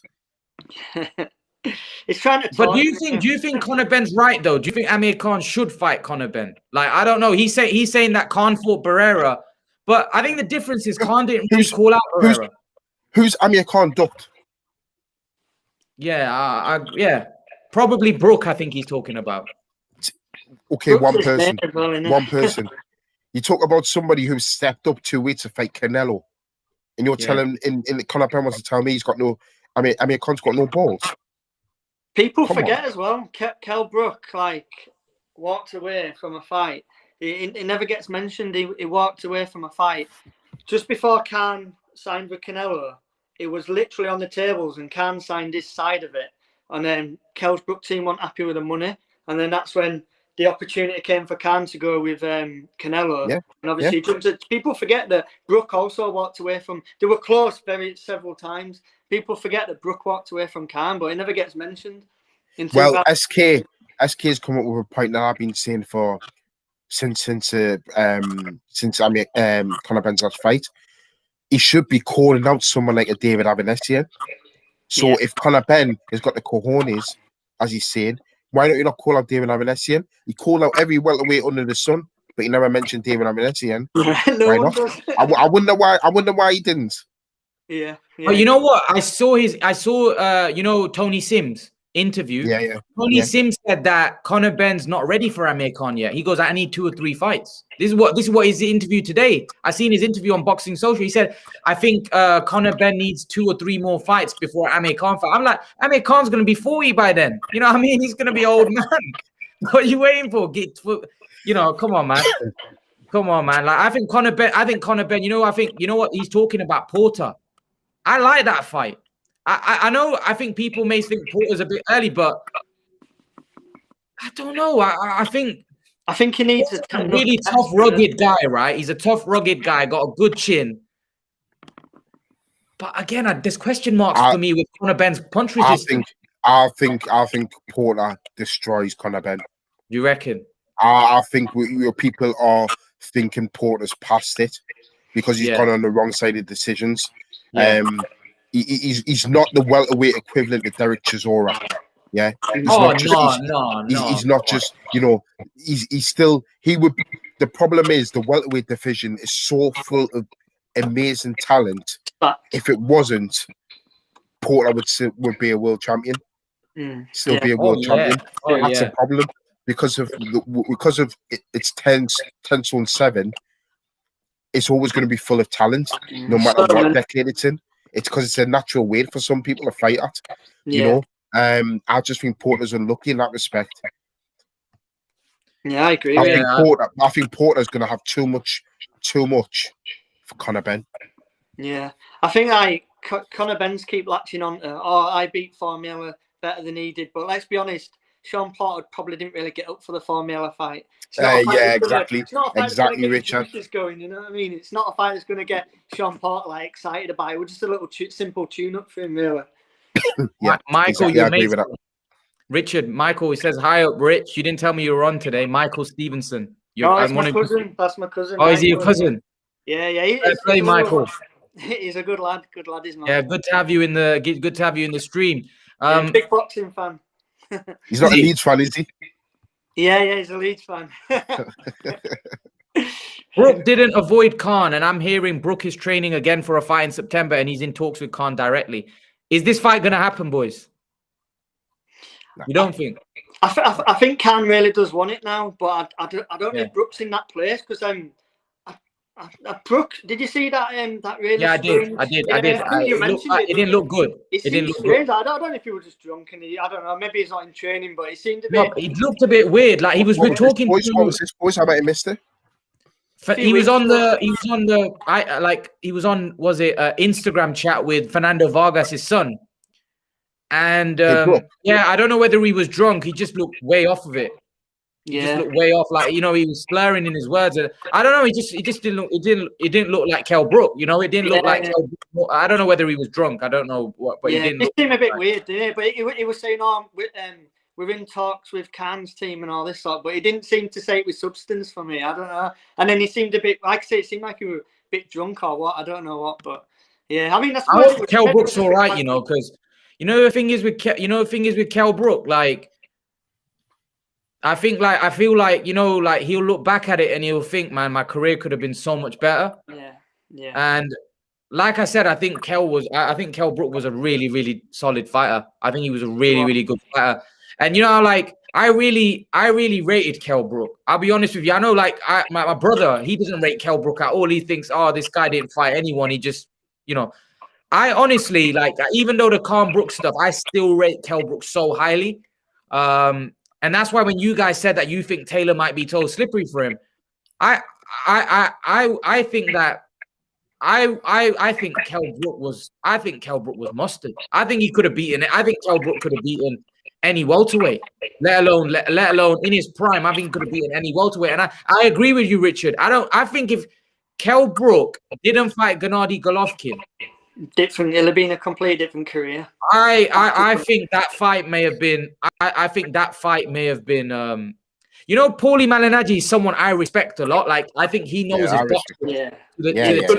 Good pundit. He knows his boxing to the teeth. Paulie Malignaggi, when Khan fought Alexander, this is Paulie Malignaggi's words. He goes, "Khan beats Mayweather and Pacquiao." He goes, I don't know. He goes, right now, Khan beats Mayweather and Pacquiao. He goes, but I don't know whether he beats Brook. I think Brook may still beat Khan. Styles make fights. I was like, Paulie Malignaggi is a guy that knows his boxing and he genuinely gets it right to the T. Like when he gives it and he breaks it down beautifully. He was talking about, Khan controls range and he's so difficult to time. Like he's so fast and so in and out. And he goes, but Brook, he's a big welter. He can crack. And I was like, you know what? Before that, I was like, nah, Khan will beat Brook. And Johnny Nelson and that. Johnny Nelson's another one that kind of, I feel like he gives his opinion at the current time. Whereas Malignaggi gives a detailed breakdown, not taking into fights into consideration. And he doesn't care. He's got no filter. He says it how it is. Yeah. I remember he was on Sky Sports and he said, I don't care. I know the British public are probably going to hate me, but Khan's a better fighter than Hatton and he would have beaten Ricky Hatton. And he said in an interview that I think Kell Brook, I think Kell Brook could beat Amir Khan. And actually, he always leaned towards Kell Brook winning that fight. I honestly think Kell Brook was an immense talent. I do. I think he was a great fighter. And like I said, He may have. I don't know. I don't know how great he could have been. I don't know. I was a bit like Richard. I don't know where he could have gone. Because he never kicked on after the Porter fight. He just, he didn't. With Jojo Dan and Kevin Bizier and then Frankie Gavin. That were. I think the other two were mandatories, weren't they? But I mean, you can always pay aside mandatories. It's happened a lot, that, hasn't it? But I don't know. Then he had the voluntary against Frankie Gavin and. I don't know. I mean, Frankie Gavin at that time, he never really turned out to be the pro what a lot of people hoped he would be, did he, Frankie Gavin? But I don't know. He just never kicked on. And there were talk of him fighting Jesse Vargas, and that were close a few times because Vargas had the WBO title. It was going to be a unification fight, and that never came off.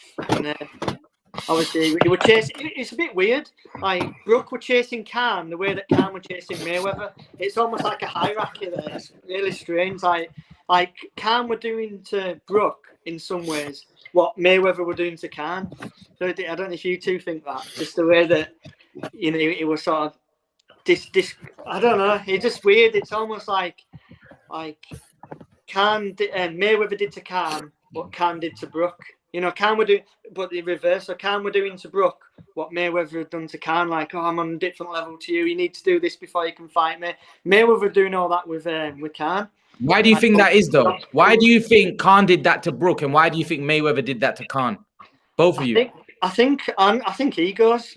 I just think like Mayweather thought he wanted. Mayweather wanted to play with people, didn't? Let's be honest. You know, he was the star attraction. He were always the A side. Khan made a mistake. Apparently, was literally about to be fully signed, and Khan made the mistake of coming out and saying that it's me. I'm fighting Mayweather. And then Khan even says now that's the biggest mistake of his career.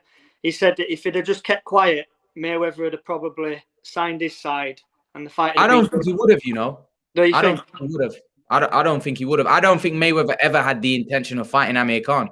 He was so close. He made it like it was so close. Like on a couple. You know why? Because Mayweather was about the money and the attention, right?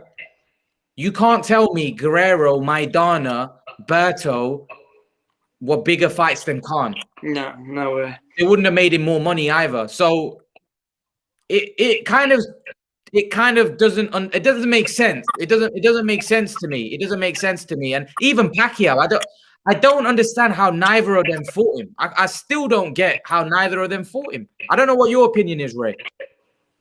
I just think that when it comes down to it, Mayweather thought that Amir Khan was too much of a risk to fight. So I don't think I think that's just Mayweather saying that. I don't think Amir Khan saying that. I don't think Mayweather wanted that fight. He was too risky for him. Especially at that point in his career, we're getting on a little bit then, Mayweather. Absolutely. And Amir Khan had a very good style, which could have caused Mayweather all sorts of problems. Yeah, his quick hands, quick 1-2, decent feet. Amir Khan's feet slowed right down now. His footwork looks terrible now, but at his peak, his footwork was gliding. It was in tandem with his hands. You see, now his feet have slowed right down, and his hands are still quick, but his footwork just looks absolutely dreadful now. But yeah, that's what I would say. I think Mayweather still would have beaten him. Because Mayweather's right hand, the timing of his right hand was impeccable. So he would have just caught him clean with the right hand too many times. Guys, go on. Guys, I can see Ray getting tired and he probably wants to go sleep and stuff. And Richard, I'm just going to leave with you some fights that I want you guys to answer to see who wins, and then we can call it a wrap it up. So if what was I going to say? If Fury Joshua happens, who you got winning, guys? Richard. Fury. All right. Fury, yeah. Fury. I reckon Fury, but I'm not counting out Joshua on that one. I don't think it's as a lot of people are saying, oh, Fury will school him and everything, but I think it also depends on how Fury approaches the fight. I really do. I think the thing is, if Fury stays at mid-range too long, he could get caught. And you know what Fury's like, he can mess about a little bit, do his little posturing and stuff. You need to be careful doing that against Joshua, because Joshua's a very, very good boxer as well. People don't always give him credit for that. And he puts his combinations together really well. And I think he has to, all this kidology that he does, we're getting away with it against Wilder in first fight, being slick and all this. But like I say, Wilder's not a technical boxer. Like AJ's got a good technique and good fundamentals, and people forget that sometimes. I think there's always that chance he'll get caught. And when he has you hurt, Joshua can finish. Is spiteful. But I think Fury. If someone's going to say put your house on it, Fury. I don't want to lose. Taylor v. Crawford in September. Richard and Ray. They're talking about it in October. Bob Arum saying that he's making about that fight in October in the UK. Who wins that fight? You go first, Ray. Crawford. Knockout? Probably points. I just think it's a fight I would like to see happen in a couple of years. I just think if it was to happen this year, I think Crawford knows far too much, and it'll be his first fight. It'll be Taylor's first fight at welterweight. I just think Crawford's got too much for him at this stage. Maybe in a couple of years, Taylor can get him, but now Crawford. I think Crawford's not going to be around in a couple of years. I think he's going to go. I think he's going to retire. I don't think he's going to be around this sport. Yeah, I don't think so. I think he's going to have 1 or 2 big fights, and that's it. He's going to call it a day. That's what he's looking for. I think he's looking for 1 or 2 defining fights, and that's it. I can't see him being around at 36, 37. Not the way his. Unless he joins with PBC, starts enjoying it. I don't know whether Crawford's enjoying it right now. So maybe if he joins, goes and does his own thing, he might start enjoying it. But as of right now, I don't think he's got a couple of years. And I don't think he'll fight Taylor in a couple of years. I think that fight is an immediate fight and probably the last fight. And I don't understand why Bob Arum would want to make that fight, because Crawford's going to leave Top Rank.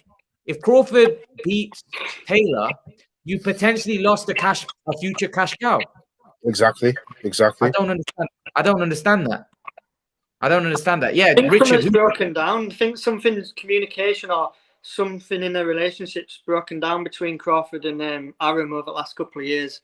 Maybe it's because he's not landed in that big defining fight that he's wanted. And I think you're right. I think especially if Crawford don't get a defining fight, that's all he wants. He wants that one defining fight for me. I mean, obviously he's gone through the weights, but the names haven't really been there, which is not his fault. But now he's in the division where the names are, and he can't seem to land any of them. Like I said, boys, kind of in the who needs you club a little bit. I mean, like the last time he was on pay-per-view was the Khan fight, and it did 150,000 buys in America, which ain't good enough if you want to be a star over there, really. But I think, like Ray said as well, I think if they fought next, it'd be too much for Taylor. Too classy. I just think it'd take Taylor. Taylor would have to have a couple of tune-ups at welterweight before he took on something like that. I agree, mate. Yeah. Do you think in a year and a half's time, Conor Benn would be ready to fight Taylor? A year and a half's time. Do you think Conor Benn will be at that level? Right now, you'd have to say Taylor would be a massive favorite, but I like that fight, you know. Ray, I like that fight. I do. Taylor would beat him. I think he's more versatile, but I like that fight. Yeah, I think it'd be a great British fight. It's a tough one with Conor Benn. Kind of don't know where he's at. Still, like the Sammy Vargas fight was supposed to be. It didn't tell us nothing. It told us nothing. No, it didn't. Cold, you know what I mean? He could have just caught him cold in a sense. You can only do what's in front of him. We've been saying about Taylor. You got to say about Conor Benn. He's learning. Conor Benn's definitely improving with every fight. You can't say that, but in 18 months' time, I mean, that's a long time in terms of boxing. You can either have 4 fights then or just 1. Yeah. So it depends, because the way Taylor's improving, I just kind of think both fighters will go like this. You know, and sort of like Taylor will always be that bit above. Yeah. Conor Benn. So even though both will improve, Taylor still being a better fighter. Yeah. Because what Taylor's got a massive advantage, lads. Look at the resume he's got compared to Conor Benn. Yeah. So is Conor Benn going to get that quality of opposition in 18 months? No. But at welterweight, it might be if Conor Benn can get some good wins under his belt at welterweight. Like I'm saying, if he gets an Avanesian, he gets who knows, even a Porter. Who knows? Even though I don't think he wins against Porter. But imagine if he beats Porter, right? You'd have to say that Conor Benn would then have someone on his resume, or beats a Virgil Ortiz, right? I think Virgil Ortiz would beat everyone that Taylor's beat at 140. Ben being the bigger man. Yeah. So again, we've got to realize that Conor Benn's going to be pushed into a big fight soon. He's not going to be fighting these guys like Sammy Vargas. He's going to be pushed into a big fight, whether it's against. The thing is that big fight for me has to be like someone on the ascendancy. You know what I mean? Someone at his age and someone that's looking ambitious like him. Because to be honest with you, I actually think that you taking a fight like something like Khan might even be dangerous because he's at the end of the road. If he beats you, where do you go? That's a body blow for your career. That's a body blow, right, for your career, because he's probably going to retire. So then, where do you go? I don't know. So I think he needs to be matched very carefully. I think he needs to be matched against people that come to him, like to have a tear up, not somebody that's going to box and move. He needs to be fighting somebody, like a guy that, like a Josecito Lopez. I think that's a good fight. Yeah, that's a good fight for him. That's a good fight. What you got to remember as well is that they're building kind of event to be a pay-per-view star. Yeah. So they really, really have to think. That's why they want Khan. They really have to think of, okay, who can we put him in next? You don't want to put him in against somebody who. You want to put him in against somebody who's a good fight, but not somebody who's got a great chance of beating him. Yeah. You want to put him in again in a 60-40 fight or 70-30 fight. So that you're right. That's probably why they're looking at somebody like Khan. But for me, Khan, it's the thing is with Khan. I honestly think Conor tried to cut you off. I honestly think Conor Ben thinks he's done. I honestly think that's what he thinks, and I think he thinks he'll knock him out. And if he does, I think he'd rather fight someone like Khan, who's got a huge name, but let's be honest, he hasn't fought for 2 years, and where he genuinely believes that he'll knock him out. I think he'd rather. He thinks Khan's completely done. He'll pick him up. I mean, I think Khan's done. Yeah, exactly. Everyone thinks it, and I just think, but he knows it's a massive name. Like everyone will tune in UK. Like, Khan's probably, although not at the peak of his boxing, he's probably at the peak of his celebrity name in some ways, in terms of his reality TV shows that he's been doing. Yeah. It probably is. It's probably like the peak of his celebrity status, in a sense. Everyone wants to know Amir Khan's opinion. He's on like Good Morning Britain a lot. He's done the ITV celebrity thing. He's done the BBC documentary. I think he thinks this is the right time to get him, and it's a big name, and then that'll push him up on the. It'll just make him a star, innit? And make him a star. Exactly. It makes him a star.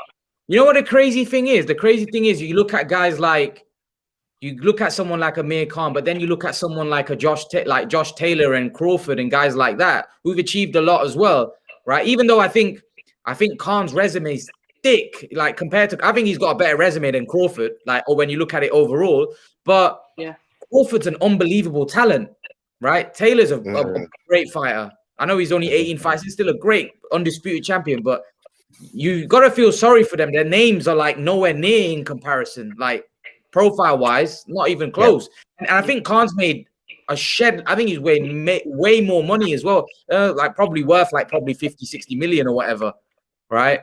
And God knows what he's getting with all the reality stuff. So, yeah, I think these guys, man, they need to see all that gym rat stuff. That's all good. But then in today's time, I feel like you've got to be savvy with social media as well. You have to be.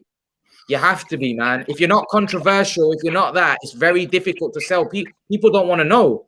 Yeah. You have to have something about you, I think, in boxing. It's a new world, isn't it? New world with the social media. If you can play that, that's what Khan's always been good at as well. Social media and building his profile that way. He was one of the first ones to use it as a tool. And if you look now, Ryan Garcia, he's a megastar. He's got millions of followers. Yeah, Ryan Garcia. But I think, to answer your question there about Khan, I think Khan had, if social media was as prevalent as it was when Khan was first coming through, Khan would have been up there. Oh, yeah. Because his popularity was up there from the start. Yeah. Because, when he got off that plane from Athens. The adulation he got was unbelievable. I've never seen it for a kid. Yeah, it was. That was crazy. He was at the same level of popularity as what Wayne Rooney was when England went to Euro 2004. Oh, definitely. Yeah. Andy Murray as well. They're good friends as well. I know those guys. I know Khan's star is dimmed now, but I would say he was on this kind of similar level. Lewis Hamilton.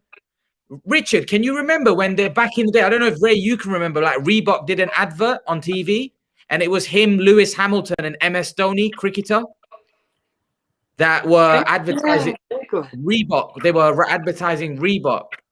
And I was like, and you know what? Social media today is at the peak of its powers. It's at the peak of its powers, right? I honestly, I think guys like Crawford and Josh Taylor are. I feel like they're. I feel like they're not.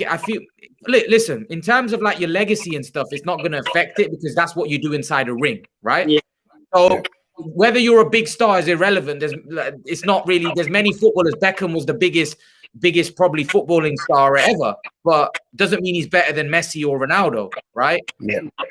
But the fact of the matter is, obviously, football's a different sport. All of those guys are really wealthy, right? They get paid, they're on contracts, whatever, and the club promote them. As a boxer, you got to do it yourself. Yeah. You got to do it yourself. I know the promoters got to do it for you. But Joshua, for example, he sold himself. Like Eddie Hearn, I know Eddie Hearn's doing a great job and stuff, but Joshua doesn't need Eddie Hearn now. He could go solo and do it himself. Like he's just a mega star, right? Why do you think Joshua became so big? I think He won Olympic gold. Yeah, Olympic gold. No, but like, what was it? I feel like there was Joshua's personality as well. It wasn't. I just because there was other guys that came out of that Olympic with the Olympic gold. Didn't Luke Campbell come out with Olympic gold? Yeah, Campbell did. Yeah, well, he did a reality before he turned over pro. Luke Campbell tried to build his profile. He did the dancing on ice, dancing star did he? on ice. Yeah, and I think he came second in that. So he tried to. I don't think he's turned out to be as big a. I don't think he's been pushed by Matchroom as much as I thought he would be. To be honest with you, Luke Campbell, I thought he'd be a much bigger star than he's turned out to be. But Joshua won Olympic gold. Yeah. At heavyweight. Heavyweight. I think that's the difference in it. Don't get me wrong. Nicola Adams was big, two-time Olympic champion. Yeah. But she yeah. That's why I mentioned that because, but she got injured, didn't she? And she just unlucky. on the front row. She never put. But the difference is when you win Olympic gold in your home Olympics. Yeah. You're on a banker. You're on a banker, and don't forget, this is why my point's solid. Look at Audie Harrison. Yeah. He won it in Australia. He still won gold though, didn't he? Yeah. And that's how he got the big contract that he did from the BBC. Yeah, BBC. He brought boxing to the BBC, and if it wasn't for Audie Harrison, you wouldn't have had an Amir Khan because GB wouldn't have got the funding for boxing. Yeah. So there you go. So that's why I think because people were looking at him and saying we've got another heavyweight gold medalist. Can he be? I think we expected more from Audley, man. Yeah. Nice guy. You know, it's a shame because when you watch a prize fighter and he won that, you think, okay. Yeah. And he won the European Championship. I thought he was going to make a bit of a comeback when he won prize fighter. Yeah. Well, he won the European, didn't he? He won the European. And you thought, actually, this guy, he does actually have something. Yeah. It was a David Hay fight. That made it. Literally didn't throw a punch, did he? And then David Hay did what he wanted when he wanted, basically, didn't he? I know. That's exactly what happened. That's exactly what happened. But Audley could fight. I mean, you don't win Olympic gold for nothing. No, exactly. You know? And you don't win a European belt if you can't fight. Yeah. You know, he just psychologically he couldn't step up like he has. David Price is the same. He didn't win an Olympic gold, I know, but he couldn't step up like he has. Yeah. But he didn't. He couldn't step up like he has, could he? No. Psychologically, and that's he what dramatically went down after them Thompson defeats, didn't he? I don't think he ever mentally recovered. I mean, that losing to a drug sheet, and that's the thing. Amir Khan did. He lost to a drug sheet in Lemon Peterson, but he could bounce back. Mentally was a different character. I think mentally was a lot stronger. Mentally, that's what I think he had like. I actually think that Amir Khan was like a maverick in the sense that he was a bit like you say, some people have like a bit of a screw loose, like like getting back up, character. Yeah, and erratic, like he do crazy things. Whereas like someone like Josh Taylor, he's a little bit screwed, but the difference is I think he's a little bit more like I think Amir Khan like he's a bit more erratic, like he's not like in a good way. But I think Taylor's a like spiteful character, but I think people used to always say that I don't think Amir Khan has the like intellect, inside the ring, and sometimes you'd say that outside. I don't know. He seems like a cool Lose guy. concentration. Everyone used to say that, didn't he? Like, what's that again? Teddy Atlas used to say it a lot. Like, Khan always lost his big fights because his concentration just wasn't there. I think Teddy Atlas. I think Teddy Atlas. They're in America. I think they're quite brutal in the sense that, like, he says that De La Hoya lost his all big fights. Yeah. He said De La Hoya lost all his big fights, and De La Hoya's a legend. Come on, let's be real. Hoya's like. Here's another thing. I want to know your guys' opinion. All of these guys have lost the big fights. Miguel Cotto lost all his big fights. He lost to Canelo. He lost to Mayweather. He lost to Pacquiao. Well, Mike Tyson. Mike Tyson lost all his big fights.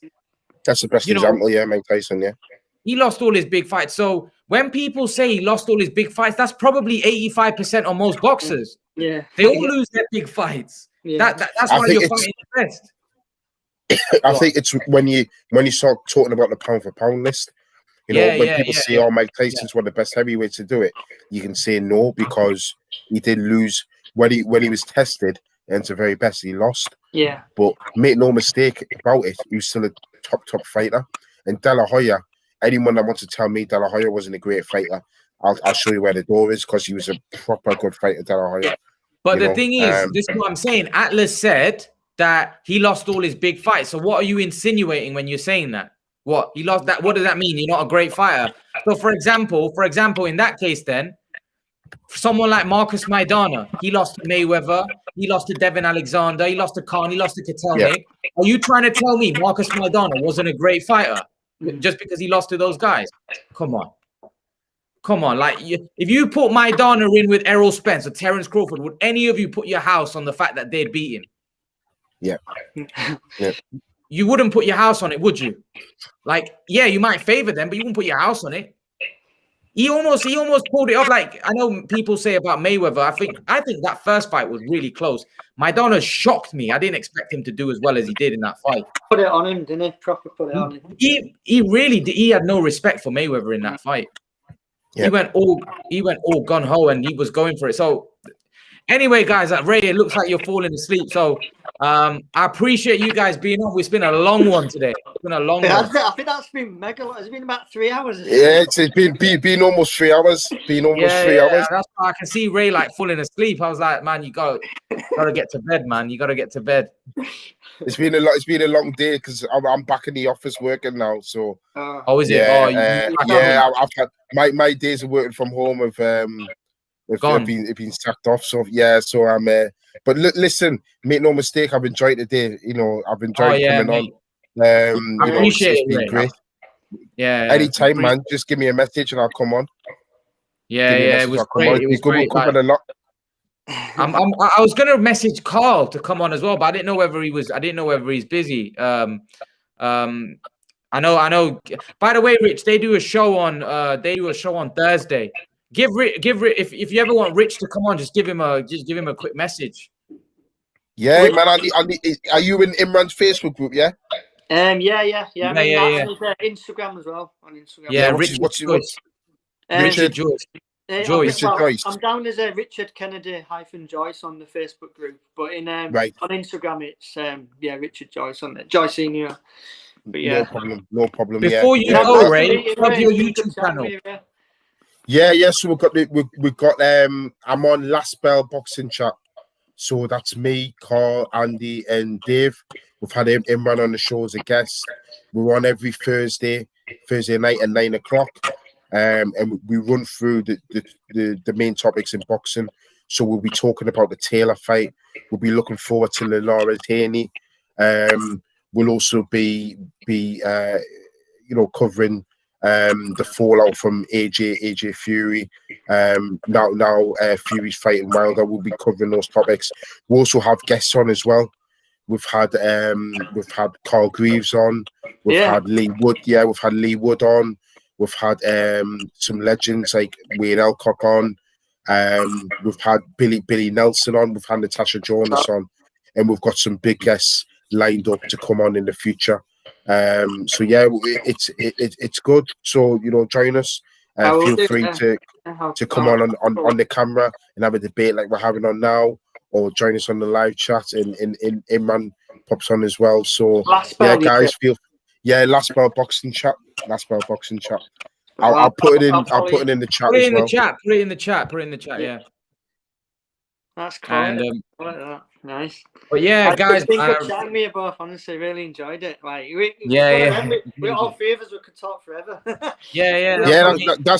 the thing, man. You go up all night. Really, I'll just get a coffee and just go again. You know what I mean? Yeah. A lot like we all love boxing. The thing is, we all love boxing, and the thing is, with all three of us, like we have a similar fighter we all liked from Britain. Like we all looked up to Khan and stuff, and like so we have a similar interest. Like Richard, by the way, Ray. Richard was actually he used to like send me articles. You wrote articles on Khan, didn't you? Richard was a massive fan of Khan, massive fan, like bigger fan than me. Like I was like, and he even said bigger fan than you. Come on. No, I'm being serious. He used to send me articles that he wrote. Richard, he used to write articles about his career. I've got a website, you see, a sports website, but I mainly do blogs about like the sports that I do. But I used to write about certain sports as well, like football, rugby league, boxing, all my favourite sports. And I used to write about Amir Khan, some of his fights. And I did a massive long one, really long one about his career up until about 2017, I think it was. 2015, really long one about his career. So yeah, sent it to you, didn't I? Yeah. Send it that way. Yeah, I'll be interested in that because I'm a massive Amir Khan fan. He's had a big influence on me entering boxing, you know, going into the gyms physically and watching it on the TV. Yeah. So if it wasn't for Amir Khan, I don't think I would be. Well, tell a lie. My mum and dad used to make me watch like the Tyson fights and Lennox Lewis fights. So I always there, but Amir Khan made me actually think I can get off the sofa and get involved in it, you know. Yeah. So Great. Amir Khan's special to me, you know. Special fighter. Yeah. That's great stuff. Yeah, same here. Yeah, definitely. Yeah. I think with Khan, I kind of started falling. I've always been a fan of boxing since my childhood, and I kind of started falling out of love with it a little bit. Around late noughties for a few years, and then it was a Khan Maidana fight that got me back into it. Because I was already a fan of Khan in a way, but it was like the Maidana fight really got me back into like hardcore, being a hardcore fan. My heart was just when I get invested in fighters. I'm guessing you two do. And like when I'm a fan of a fight, I get invested, and my heart's like this. Like other day, Josh Taylor fight, you know, even the last few rounds, I'm like, don't get caught. My heart. When I watch Amir Khan, I've always got a cushion because I always gotta hide it. I was the same with Carl Froch, Carl Zaghi. There was loads of fighters that, but because Amir Khan was so vulnerable, exactly. You know, because he was so excited, I would hide, you know, just peek out and see how he's getting on. Yeah. That was a terrible fight. The Maidana fight was horrible. As a fan, that was horrible. It was a horrible fight. That 10th round felt like it was going on for a lifetime. Yeah. I was skeptic when I felt the ring. It was the longest 10th round I've ever seen. But when he came through that, like the satisfaction, I remember my cousins were all around. I remember we were like, wow, man, that was like, and that fight gets talked about 10 years later, people talking about that fight. Have you seen it on DAZN? Have you seen on DAZN? There's that came out. That was some fight. It's about Maidana fight. You'd love that, man, if you haven't seen it. I know you just said you've got the DAZN up, though, haven't you, Imran? Oh yeah, I've got the DAZN on my phone. Yeah. About a week ago, it came out. Gareth A. Davis did an hour-long program about that fight, talking to Khan. I've seen that. Have you seen it? I've seen it. Yeah, I've seen that. But yeah, boys, you know what? I'm like when there's a big fight. What's the next big fight coming up? Wilder Fury, July 24th on my birthday. Is it? Is it? Yeah. Apparently, I don't know if it's gonna happen July 24th. Eddie Hearn said he don't think it's gonna happen July 24th. So I don't know, but if it does, let's get together and do a live. Like we can do a live stream, like watch along. Yeah, why not? I really enjoyed it, guys. I really enjoyed it today. Yeah, thanks very much for having us on. You know. Yeah, it was great having both of you on together as well. I just think it was great insight. Yeah, appreciate it, guys. I'll see you soon. I'll message you guys and we'll talk soon. Definitely. And we'll do another live stream in the near future, guys. Yeah, sounds like a plan. Cheers, Imran. Take care, guys. Take care. Take care, guys.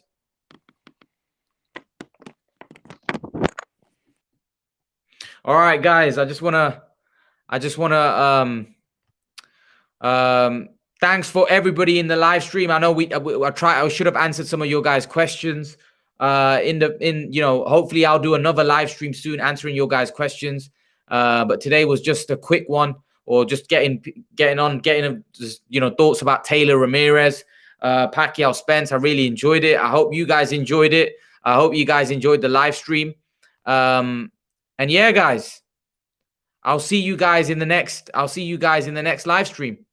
It was great having you all here. Appreciate it. Take care, guys. Take care. And see you soon, guys. See you soon. Take care, guys.